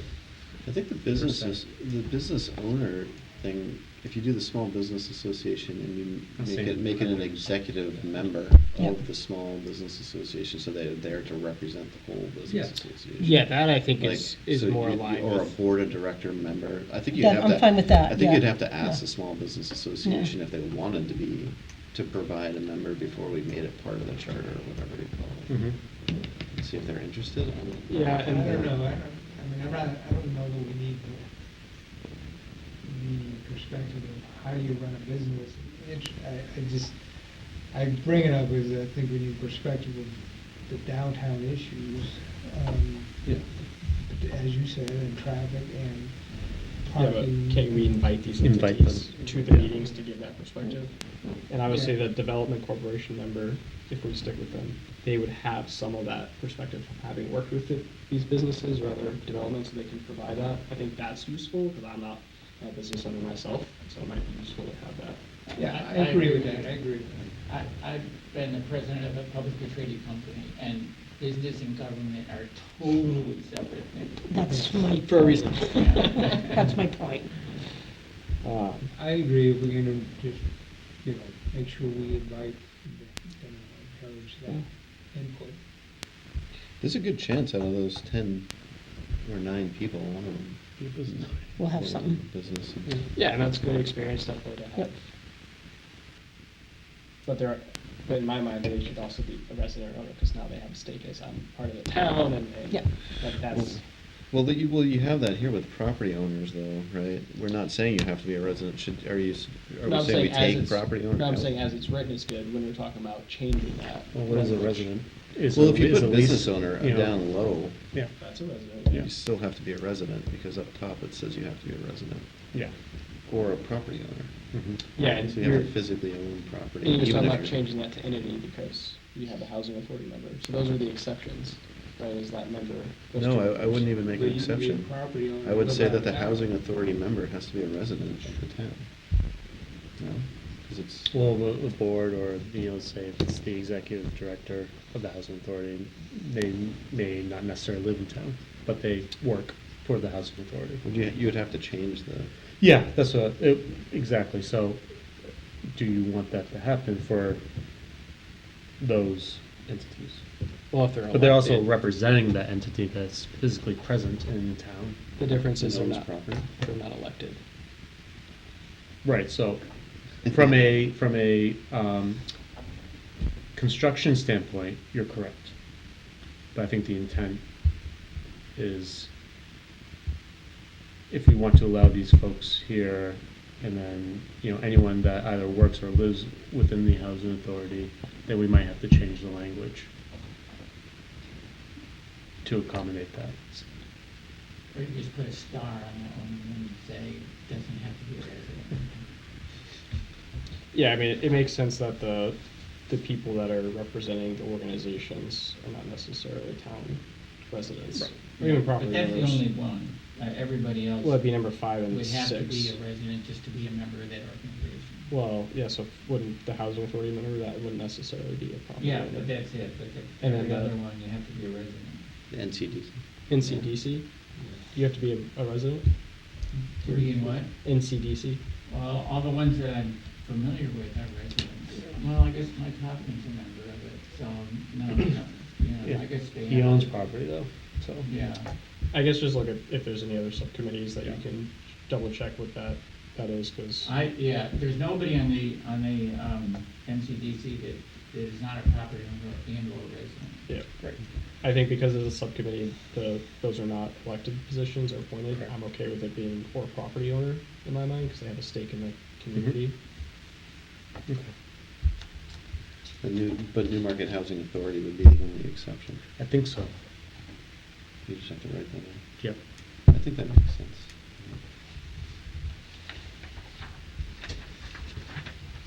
Great discussions.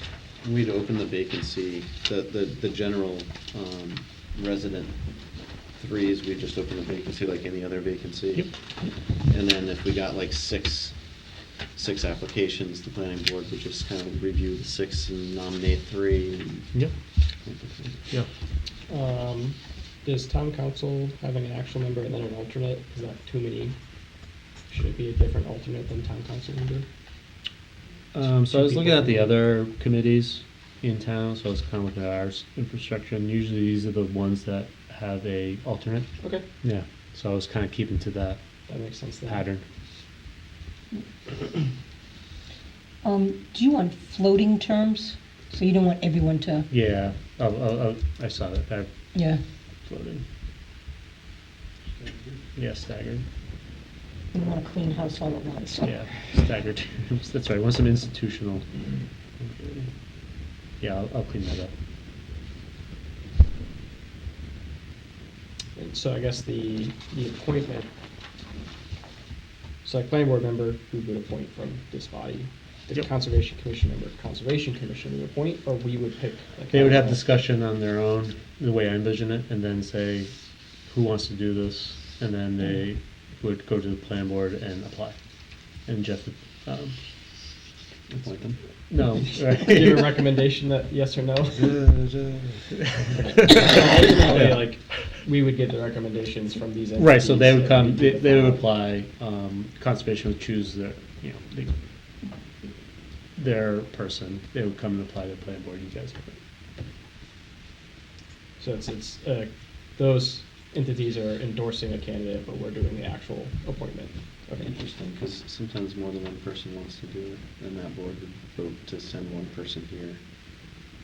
Or I mean- 2 conservation commission members could apply, and we would only appoint. Yeah, because one could be a resident, Yep. it doesn't have to be just one member of the commission.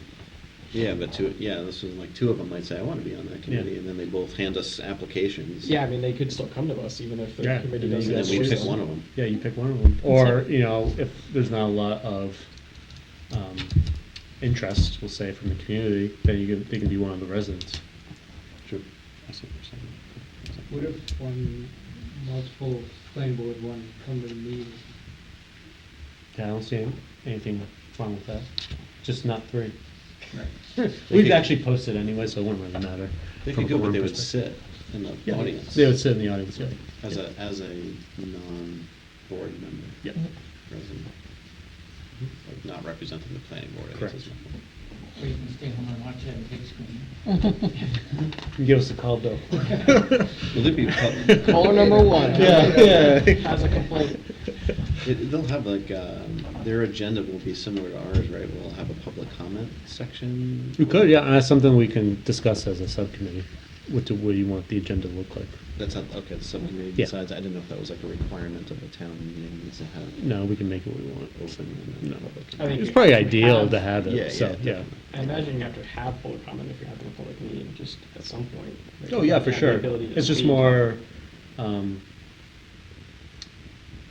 think it's something that where- you want to add, Yeah. yeah, to your agenda. Because I think some people do theirs at the end instead of like us, we do ours not related and then on each topic. Some people just do it at the very end. Yeah. Or it can be far less rigidly structured Yeah. because of its non. Yeah. Yeah.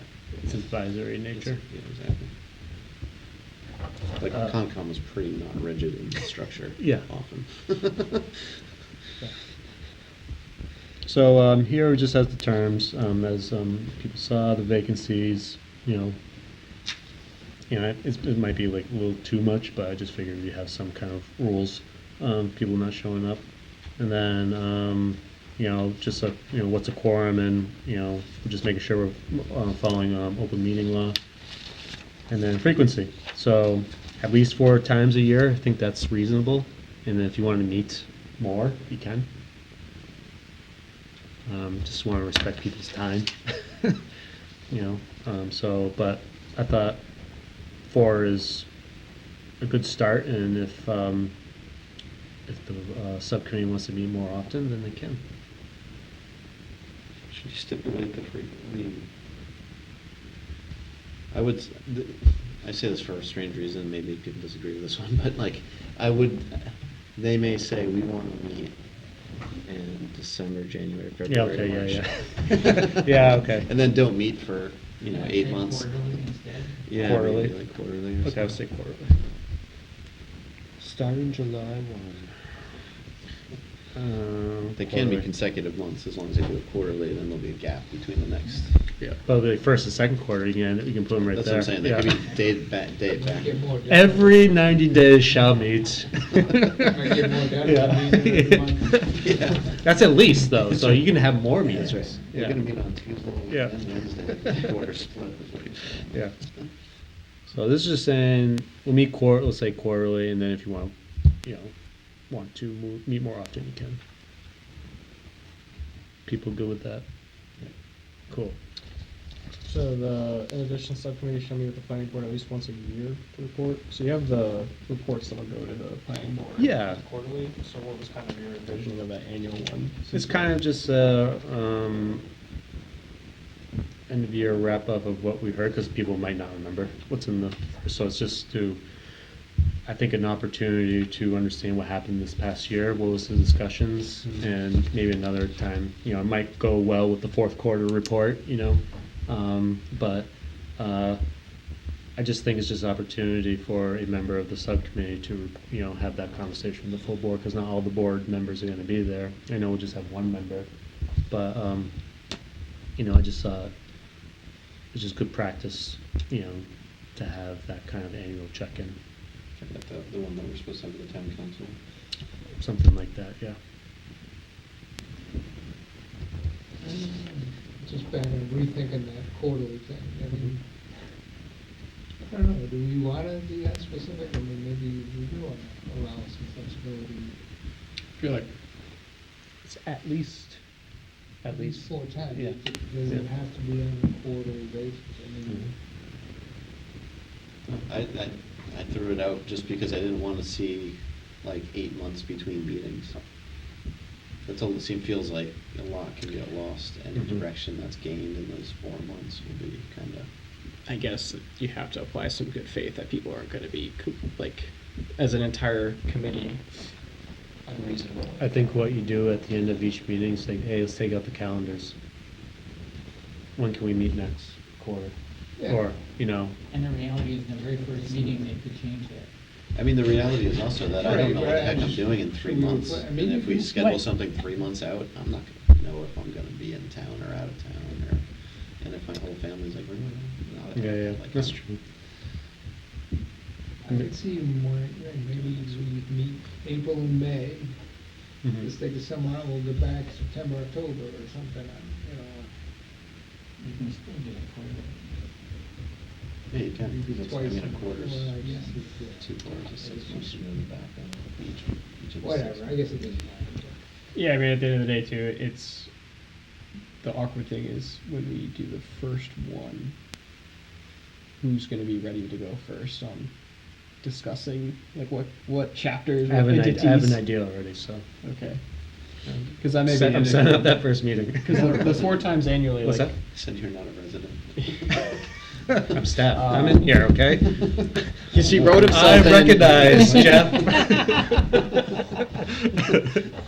No, I just think the first year, it might actually make more sense to do kind of like a back end where you just issued the master plan, right? Yeah. And hopefully April will maybe agree and it goes to. I'm public shooting comment for maybe our May? first meeting, maybe, depending on schedules, but probably like July, end of June, July. Yeah, so when does this subcommittee get implemented? And are we setting up the people that we're supposed to have show up, like kind of short cycling them? No, so I'd have those so that first meeting, like that presentation or the discussion, I'm trying to set up right now, for that first meeting, Yeah.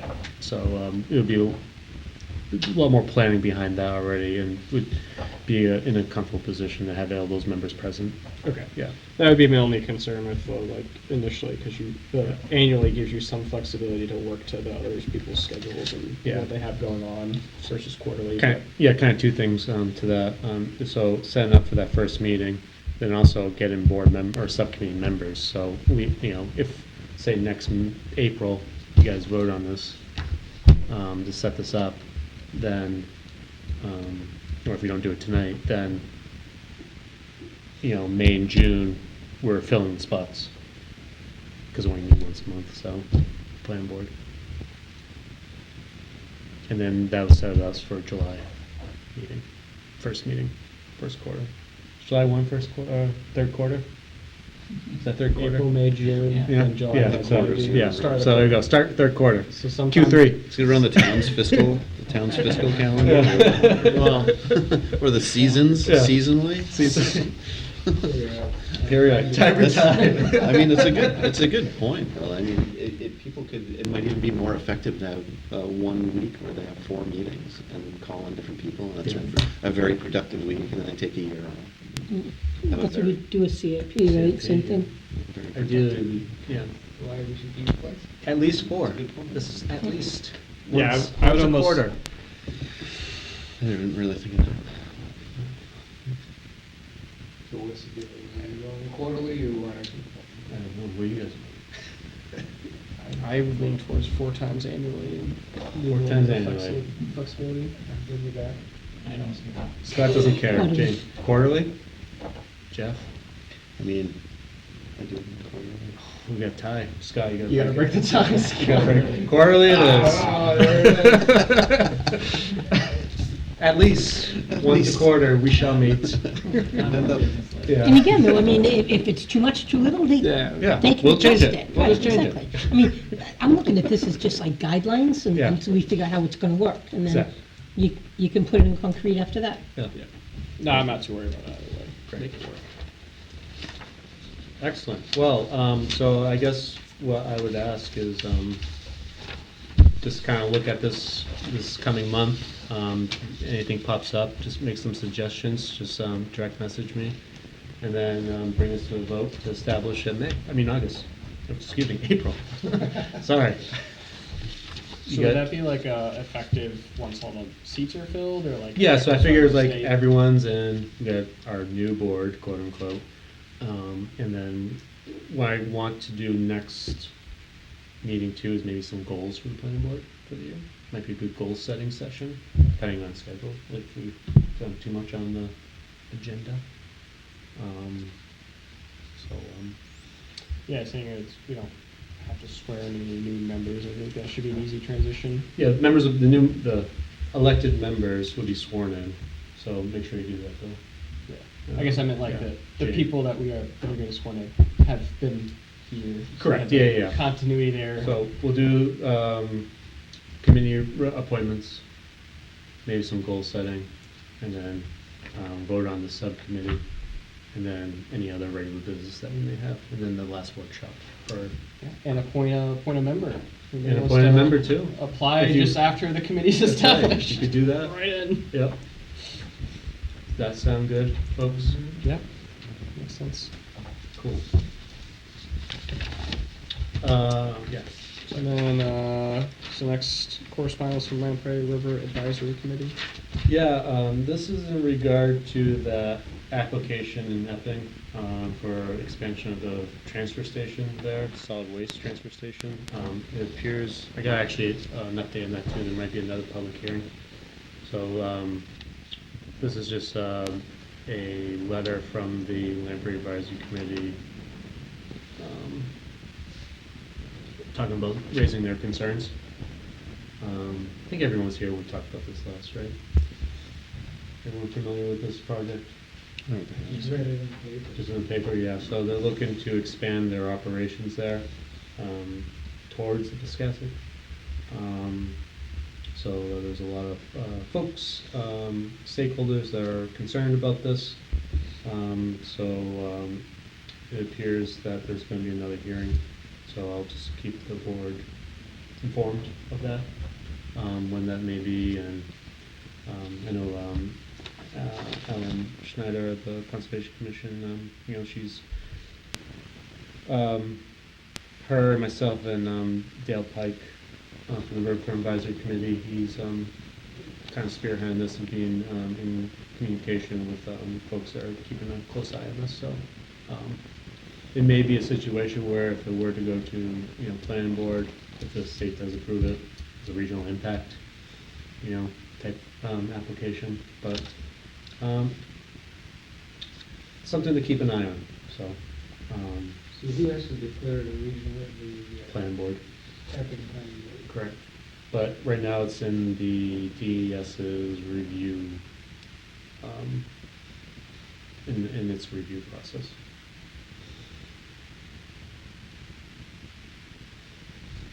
So Does the ES have anything to say about what Epping is doing? oh yeah, Oh, yeah, for this, it's expansion of the, yeah. essentially transfer station. So I guess I could say, please respond to the town's. Please comment to DES, yeah. So DES will be holding that public hearing.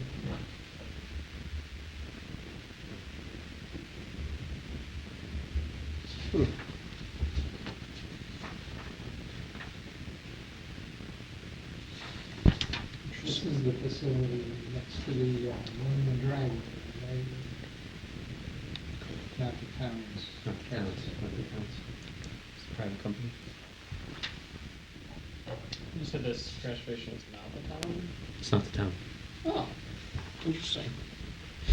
I read it as to Epping, thinking it was the Epping, like they were modifying their transfer station, but Yeah, the Resource term transfer resources. station is kind of misleading. Yeah. No, it's is this a resource-based services? Mm-hmm. They take stuff and break it down into different parts and then truck it out. yeah. They've been doing that there forever. Right now, Just but different owners. they're just looking to expand the operation.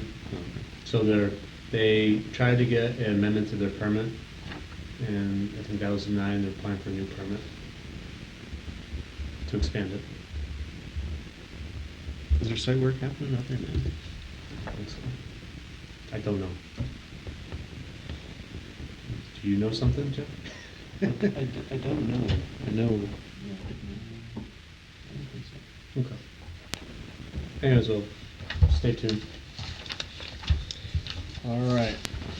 Any other discussion? Nope. All right, moving on to committee reports. Jeff, I was not at the meeting last Thursday. I had to miss it from work event. did you have any updates from Concom? I wasn't there either, but I was watching the video. Sorry. Let's see. I don't remember what they discussed.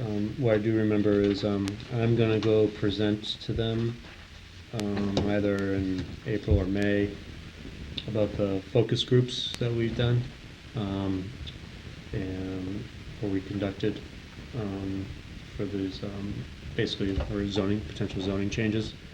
So I'm going there to discuss the intent, why we're doing it, and our process and expected outcomes, like reports and whatnot, and what the process would be to review it after that. So I'll be doing that. I think they voted on the, if I remember correctly, the language of the resolution to transfer Shannon Park to the town as well. So I think that was successful. That was like successful. They voted to approve that. And then I think they talked about Rosa conservation project next steps as well, which I can go into if you're interested. And then, oh, yes, how could I forget? Turtle Fest. Yes. We got a poster. Exciting. So, so you can go on the town's website. You can find this, and it's May 9th, and basically there will be a bird walk at Wigan Farm at 7 a.m. And then at the school we'll have some presentations and activities. This is at the junior and senior high school. So the Newmarket Library will be doing the children's activities. And then Lindsay Butler will be doing the presentations on the habitats and highways. So basically speaking to the Ash Swamp Road project. There'll be some coffee and exhibits. And then Tailwinds will be there. Raptors Rock. So, raptor education with live birds. So that'll be fun. And then there'll be some presentations. Choose one, either Birds of Newmarket or Rabbits, Butterflies, Turtles, and More. So it's Heidi Holman from Fish and Game. Biologist will be there. And then Mark West is doing the vernal pool field trip, I think off Game Road. So that's cool and interesting and important. Watch out for salamanders, by the way. Salamander the crossing. big night Yeah, is big night. Yeah, happening, right. So important. And then still to be confirmed, but there might be a event at Stone Church afterwards, a music event. So yeah, Sponsors. yeah, It's getting big, man. it's getting big. And we like to thank John Herman for the awesome logo. And there'll be T-shirts and bandanas for sale. So stay tuned. But yeah, so that's Turtle Fest. Awesome. Thank you, Bart. You're welcome. Welcome, Joe. For doing my. Anything from CIP? Nothing. Yeah. Energy Environment has not, I think, met since the last planning board meeting. I think we're supposed to meet earlier this month. So I don't have anything else. Any other TRC or town council? Very short meeting. No. Okay. Any committees that I missed? Yeah, All no right. TRCs. Planners report. Yeah, like I said, we did the focus groups in February, late February. We got a small turnout, but some of the days were really good. One of them was snowed out, so we had a snafu with the postal service. So I just want to. Some people in town got the cards, in a timely manner, and some people just got them today.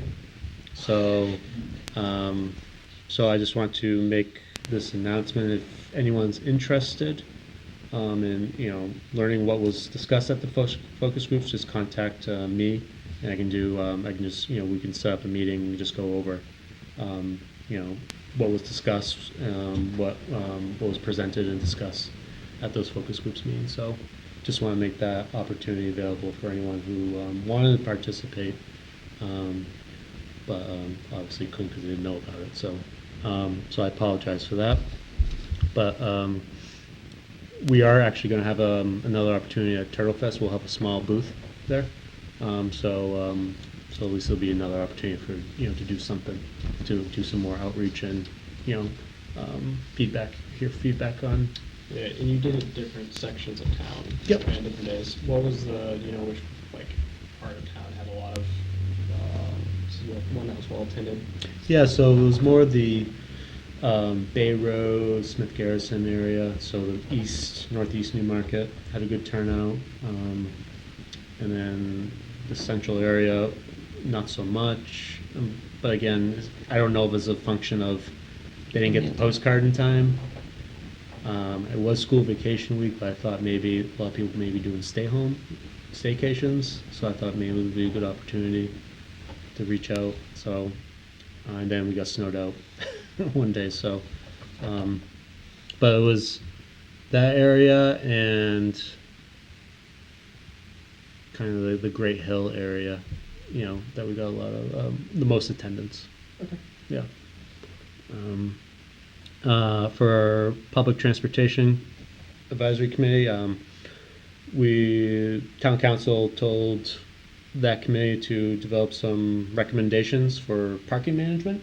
So we'll be working with the police department on that, and we will have some recommendations to achieve those goals. Sometime, I think, beginning of Q3. Yeah. Yeah, so It'll be a while. July 1. We are anticipating giving town council that report by July 1. So on how to proceed with different parking management strategies. I know that I did hear with some people I was speaking to at basketball that they were interested in multifamily, in the market for multifamily housing in the Newmarket, like purchasing it. And their concerns were parking and transportation. And they actually thought that the buses still were full on running.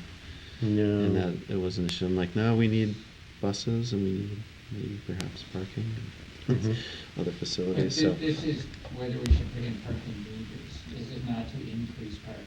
Well, it's managing the park. How do we facilitate the parking? It doesn't increase the number of spots. Okay. It Well, just you makes can. pay for them. Well, we're looking at. Well, no.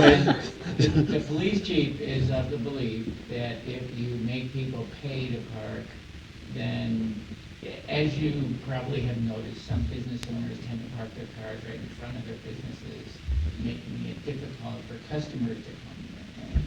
Right? And so if you have to pay for it, he believes people will find alternative parking. People will have more.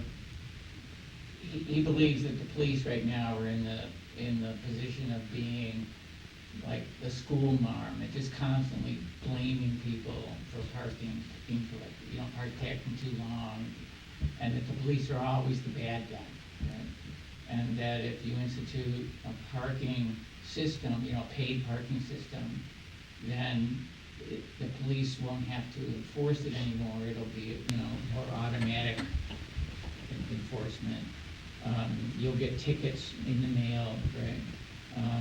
And then it puts them in a better light. They want to be a positive force in the community, which they certainly are. And that he thinks it'll actually create parking spots. Yeah. I think the management strategies and enforcement, that's still to be debated because it depends on the company. So, and what the town wants to do. Because again, it's a function of, all right, if you see responsibilities, you pay for it. So, there'll probably still be metering, enforcement from a parking person. So, but again, and this is kind of in my next update.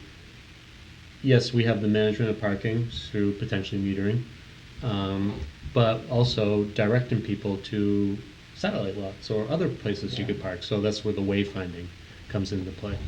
One of the things we're trying to do is, police chief is also not a proponent of adding parking spaces.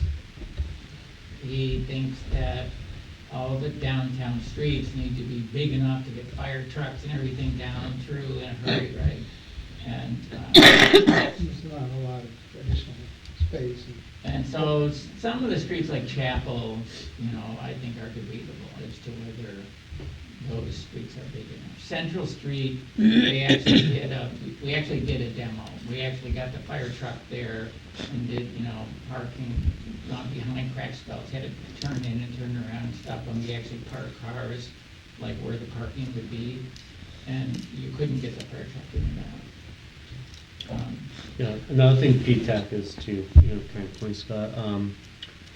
We're looking at some of the spots in front of like the businesses, for instance, like Durgan Block, where Baked Bean is, Crack Skulls, Book Exchange Building, those spots. And I think what we're gonna try is to create, free-for-all parkings, get rid of the internal, create a box for parking, but you don't have the delineators within the box.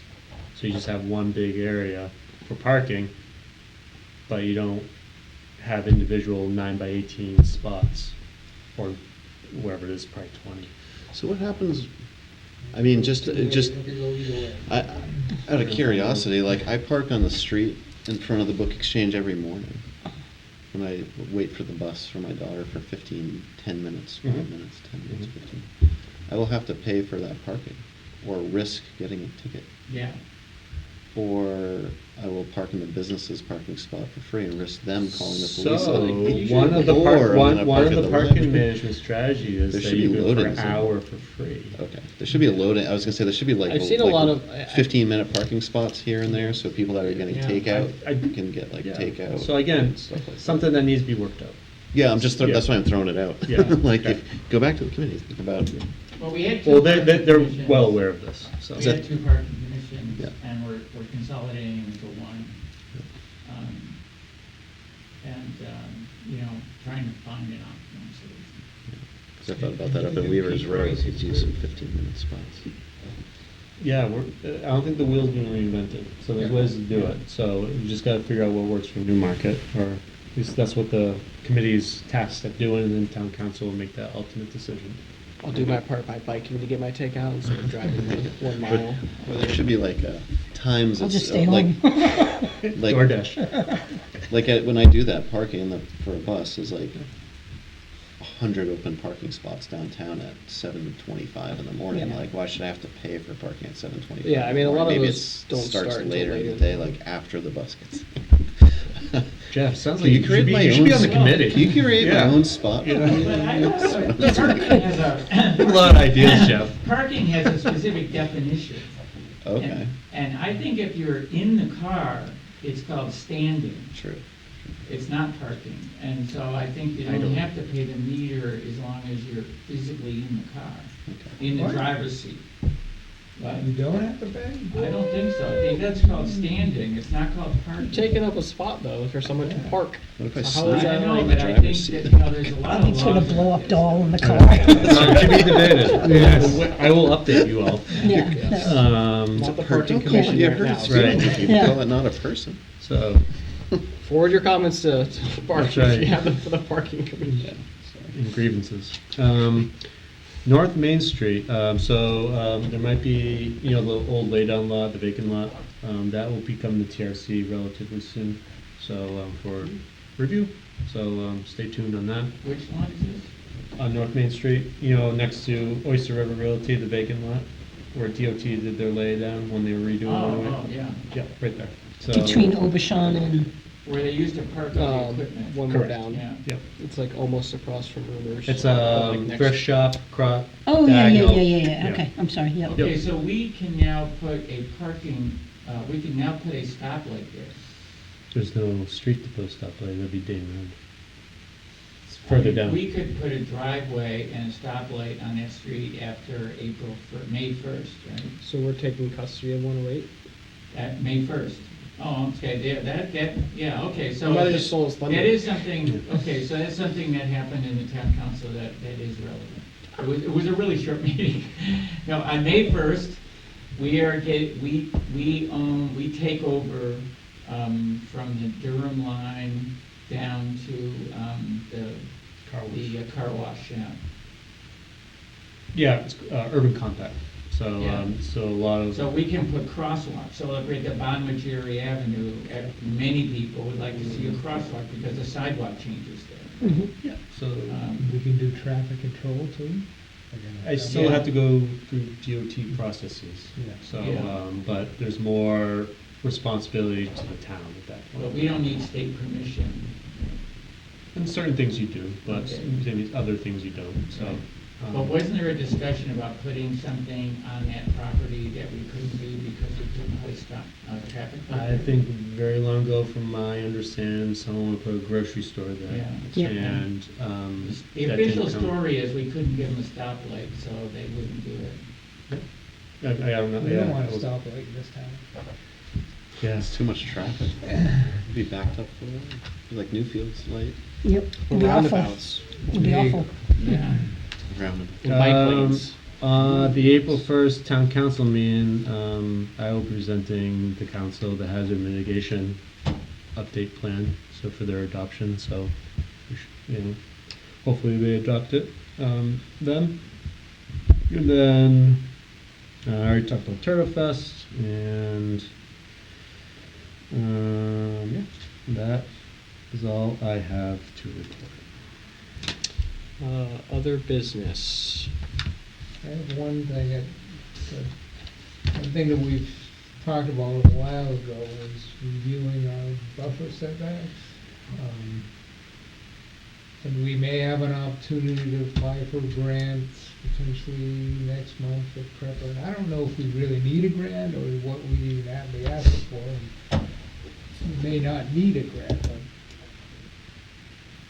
the thought was to review where we're at with our buffer setback, kind of compare what other towns are doing. How do we stand compared to other towns? Do we want to review, change our buffer? Mhm. Or kind of, yeah, how you say, not prioritize, but I hate to use this, like rank almost wetlands, because there's different wetland types in different contexts, right? And the way our ordinance is written now, it's 3 different types. Prime, poorly drained, and very poorly drained. Is there a better way of doing that? That's the question. That's part of, What's that? oh, I was saying it's part of the question. What's the other part? The buffers. Oh, yeah, the buffers. So corresponding to that wetland type would be certain buffers. Or Which may vary potentially by type, setback. right, which may Yeah. vary. Yeah.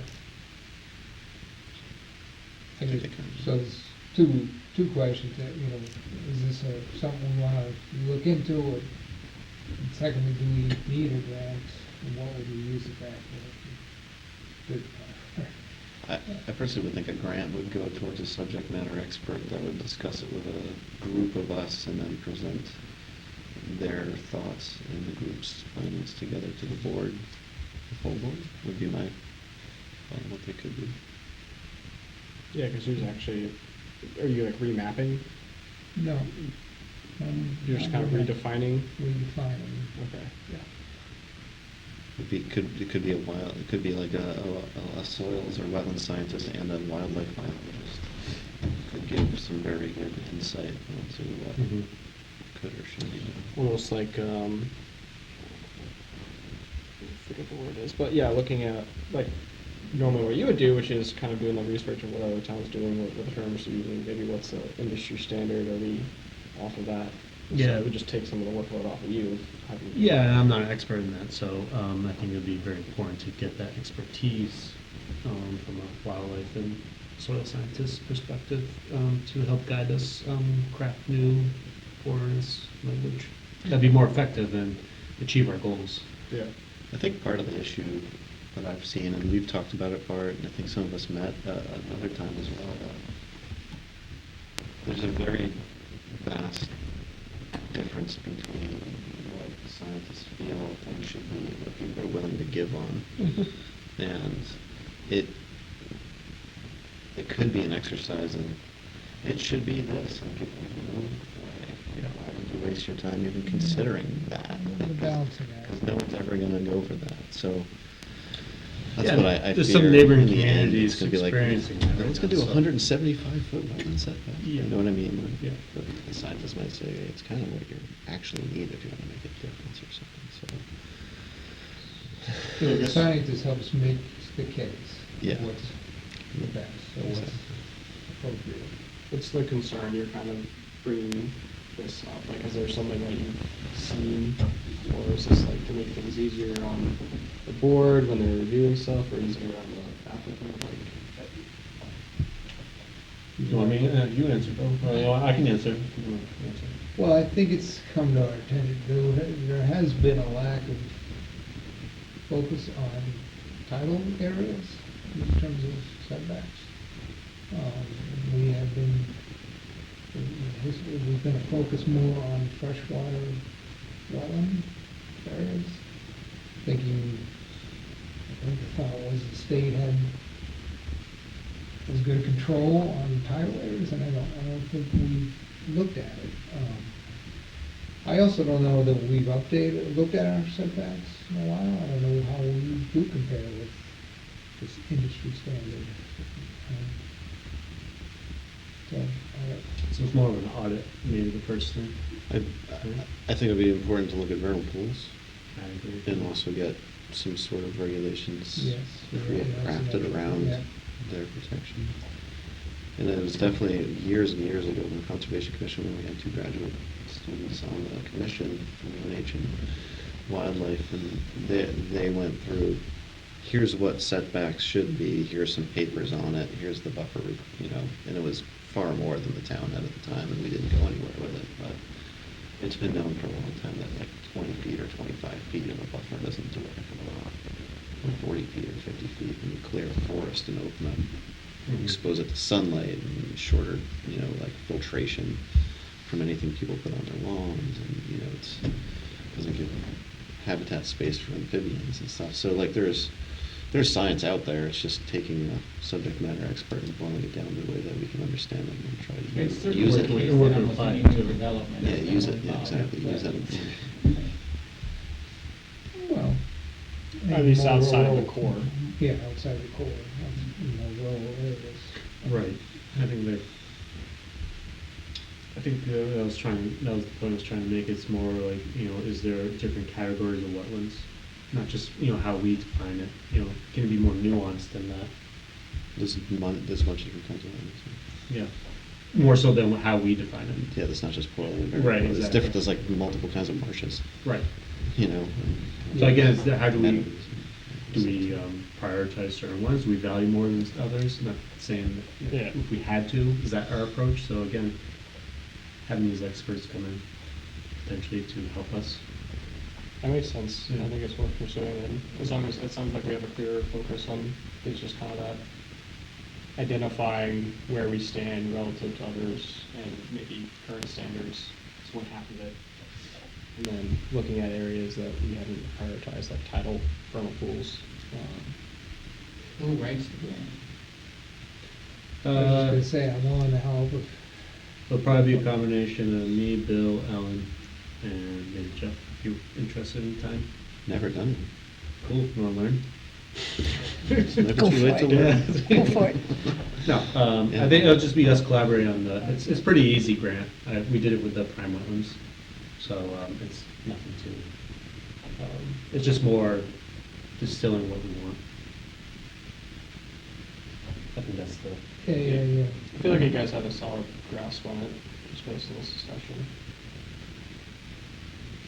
We'll see. Yeah, I don't know what the level of effort is, but we'll figure that out. We'll figure it Yeah, I'm happy to. out. I did have, you reminded me, Jeff, you were talking about buses a little bit ago. So when we had the design review in February Mhm. for I forget what. On Elm Street? Yeah. Yeah. We were talking about a bus stop, right? There used to be one. We weren't sure if there was any kind of easement for that, and it got me thinking. We looked at, so we redid the whole village corridor, Yeah. and that we want to prioritize making bus and other transportation stuff, viable here. are we supporting that with setbacks or any verbiage in there? Do we need to revisit that? Because they basically were like, I'm gonna put it right up to the street because I can. And now we raise this issue about the bus stop. Yeah, so a couple things on that. One, we do have town structure on the, I'm thinking downtown by Arbor Park, the cutout. I don't know if you noticed that, that's a bus stop. You don't necessarily need a structure there, you can have signs. You can put up new signs in new locations. And then in the north end of town, near the parking lot, there's a cutout there too. And that's the only one. And then New Village has. Okay, further up there. Yeah. Okay. Yeah. So I think first demand needs to be created. I'm not sure how that's done.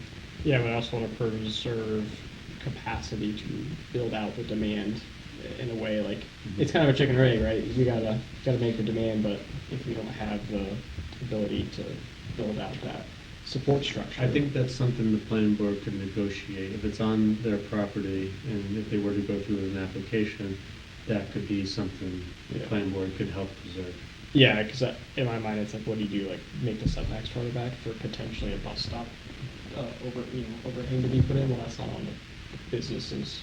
I know we put some stuff on them about like if it's a capacity you should talk to Coast, for example.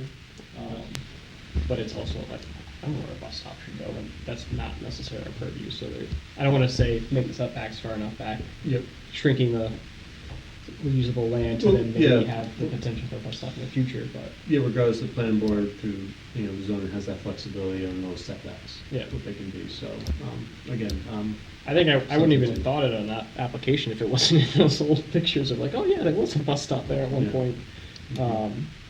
But yeah, it came to mind. It just made me think of like, are we preserving enough flexibility that we can have some of this built out for that demand as it hopefully is created to then be taken advantage of. I think so, and also to dovetail with the urban compact. Now town has more kind of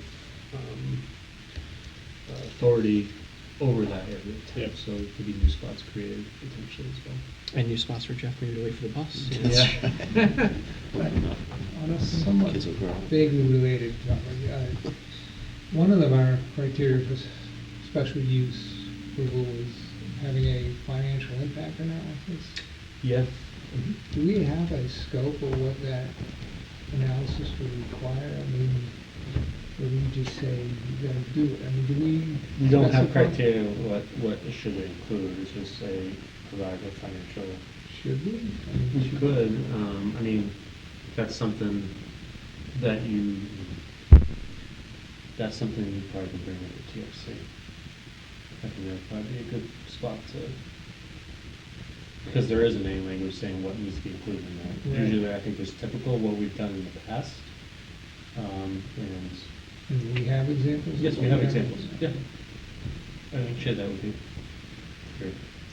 Yeah, I just want to make sure, what would we be looking for? What is an adverse versus a positive impact? Mhm. Yeah, there's like when these reports have methodology, variables and talks about, what, how it's calculated. I'll share them with you. Probably should share it with you. Oh, with everyone, obviously, yeah, but I'm saying, Collectively. Yes. Yeah, I mean, that may be a discussion we have as a board, just, are the things we want. Yeah. Yeah, do we even know what we're asking for? I feel like I wouldn't know what I'm asking for. Oh yeah, go do that. I don't know what I would be kind of envisioning of providing to me, so it might be nice to see it pass these up. That'd help them too. They would, I imagine all applicants want clearly defined like, what are we asking of them? They don't want nebulous things, so. Alright. I have one real quick thing that I'm curious about, because I got an email about a ZBA matter. I'm not sure why I did. Did you, I think did it go to you too? probably, yeah, this is 20 Dam Road. Yes. Yes. So it was a special exception application. So I think the person who read the email thought it was a planning board matter, so that's why Right. they reached out to, Yeah. that was included in that as well. The application was to expand a non-conforming structure. The current lot requesting a special exception has a house, and then on the corner of Dame and Lamprey, there's a garage, kind of dilapidated. So they're looking to do a tear down and move it a little bit. So it's technically expansion of a non-conforming structure. So when you say move it, you're talking the garage? Garage, yeah. Okay. To become more conforming. Still non-conforming, but becoming more conforming. And we're not becoming more non-conforming, to say that. So the idea was to reconstruct the garage and turn it into an ADU. And there's certain criteria that need to be met within that special exception. So it wasn't for the use, it was just for the structural portion of the lot that was under consideration. And then that's what the hearing was about. And it was approved. It was approved. Yeah. Within this, was it a setback? I didn't read into it because I was like, this is zoning board. So the garage violated the setbacks. It was being repositioned and still violated the setback, but it wasn't violating more. Yeah, I understand. So, and less fun, yeah. Yeah. Not becoming more non-conforming. Less They moved it away non-conforming. from the street. Correct. Yeah, more Just so. not as far. Yeah, just not as far. within So, the it yeah, setback. so it moved a little more. So, from a footprint standpoint, nothing's changing. It's just the use is changing, but that use is already permitted by right because it's a single-family lot. So the reason why they were before the board is just because of that, and that's all. And you said it got approved? We got approved. Okay. Yeah. I think Is it the first ADU? I mean, we haven't had a lot of them. no, that's not the first. We have I think we probably have 6 permitted since we changed it. Maybe a little more. And this one's in front of the house. Closer to the street than the house.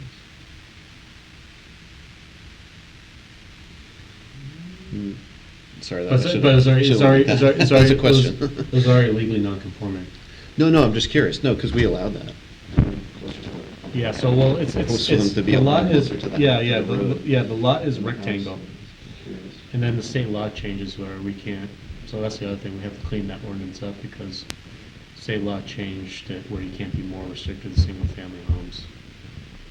So, again, that's something, I plan to bring it to the board to, help clean up. Anyways. If the ADU that you want to build is conforming, do you have to go to the ZBA?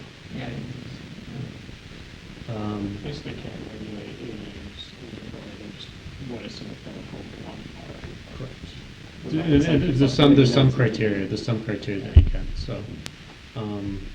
Anyways, the lot's rectangular, and the house, the primary house is on the, I guess that's east side, going down Dame Road, and then the garage is on the opposite side, where Lamprey and Dame Road meet the intersection, so, yeah. Thank you. You're welcome.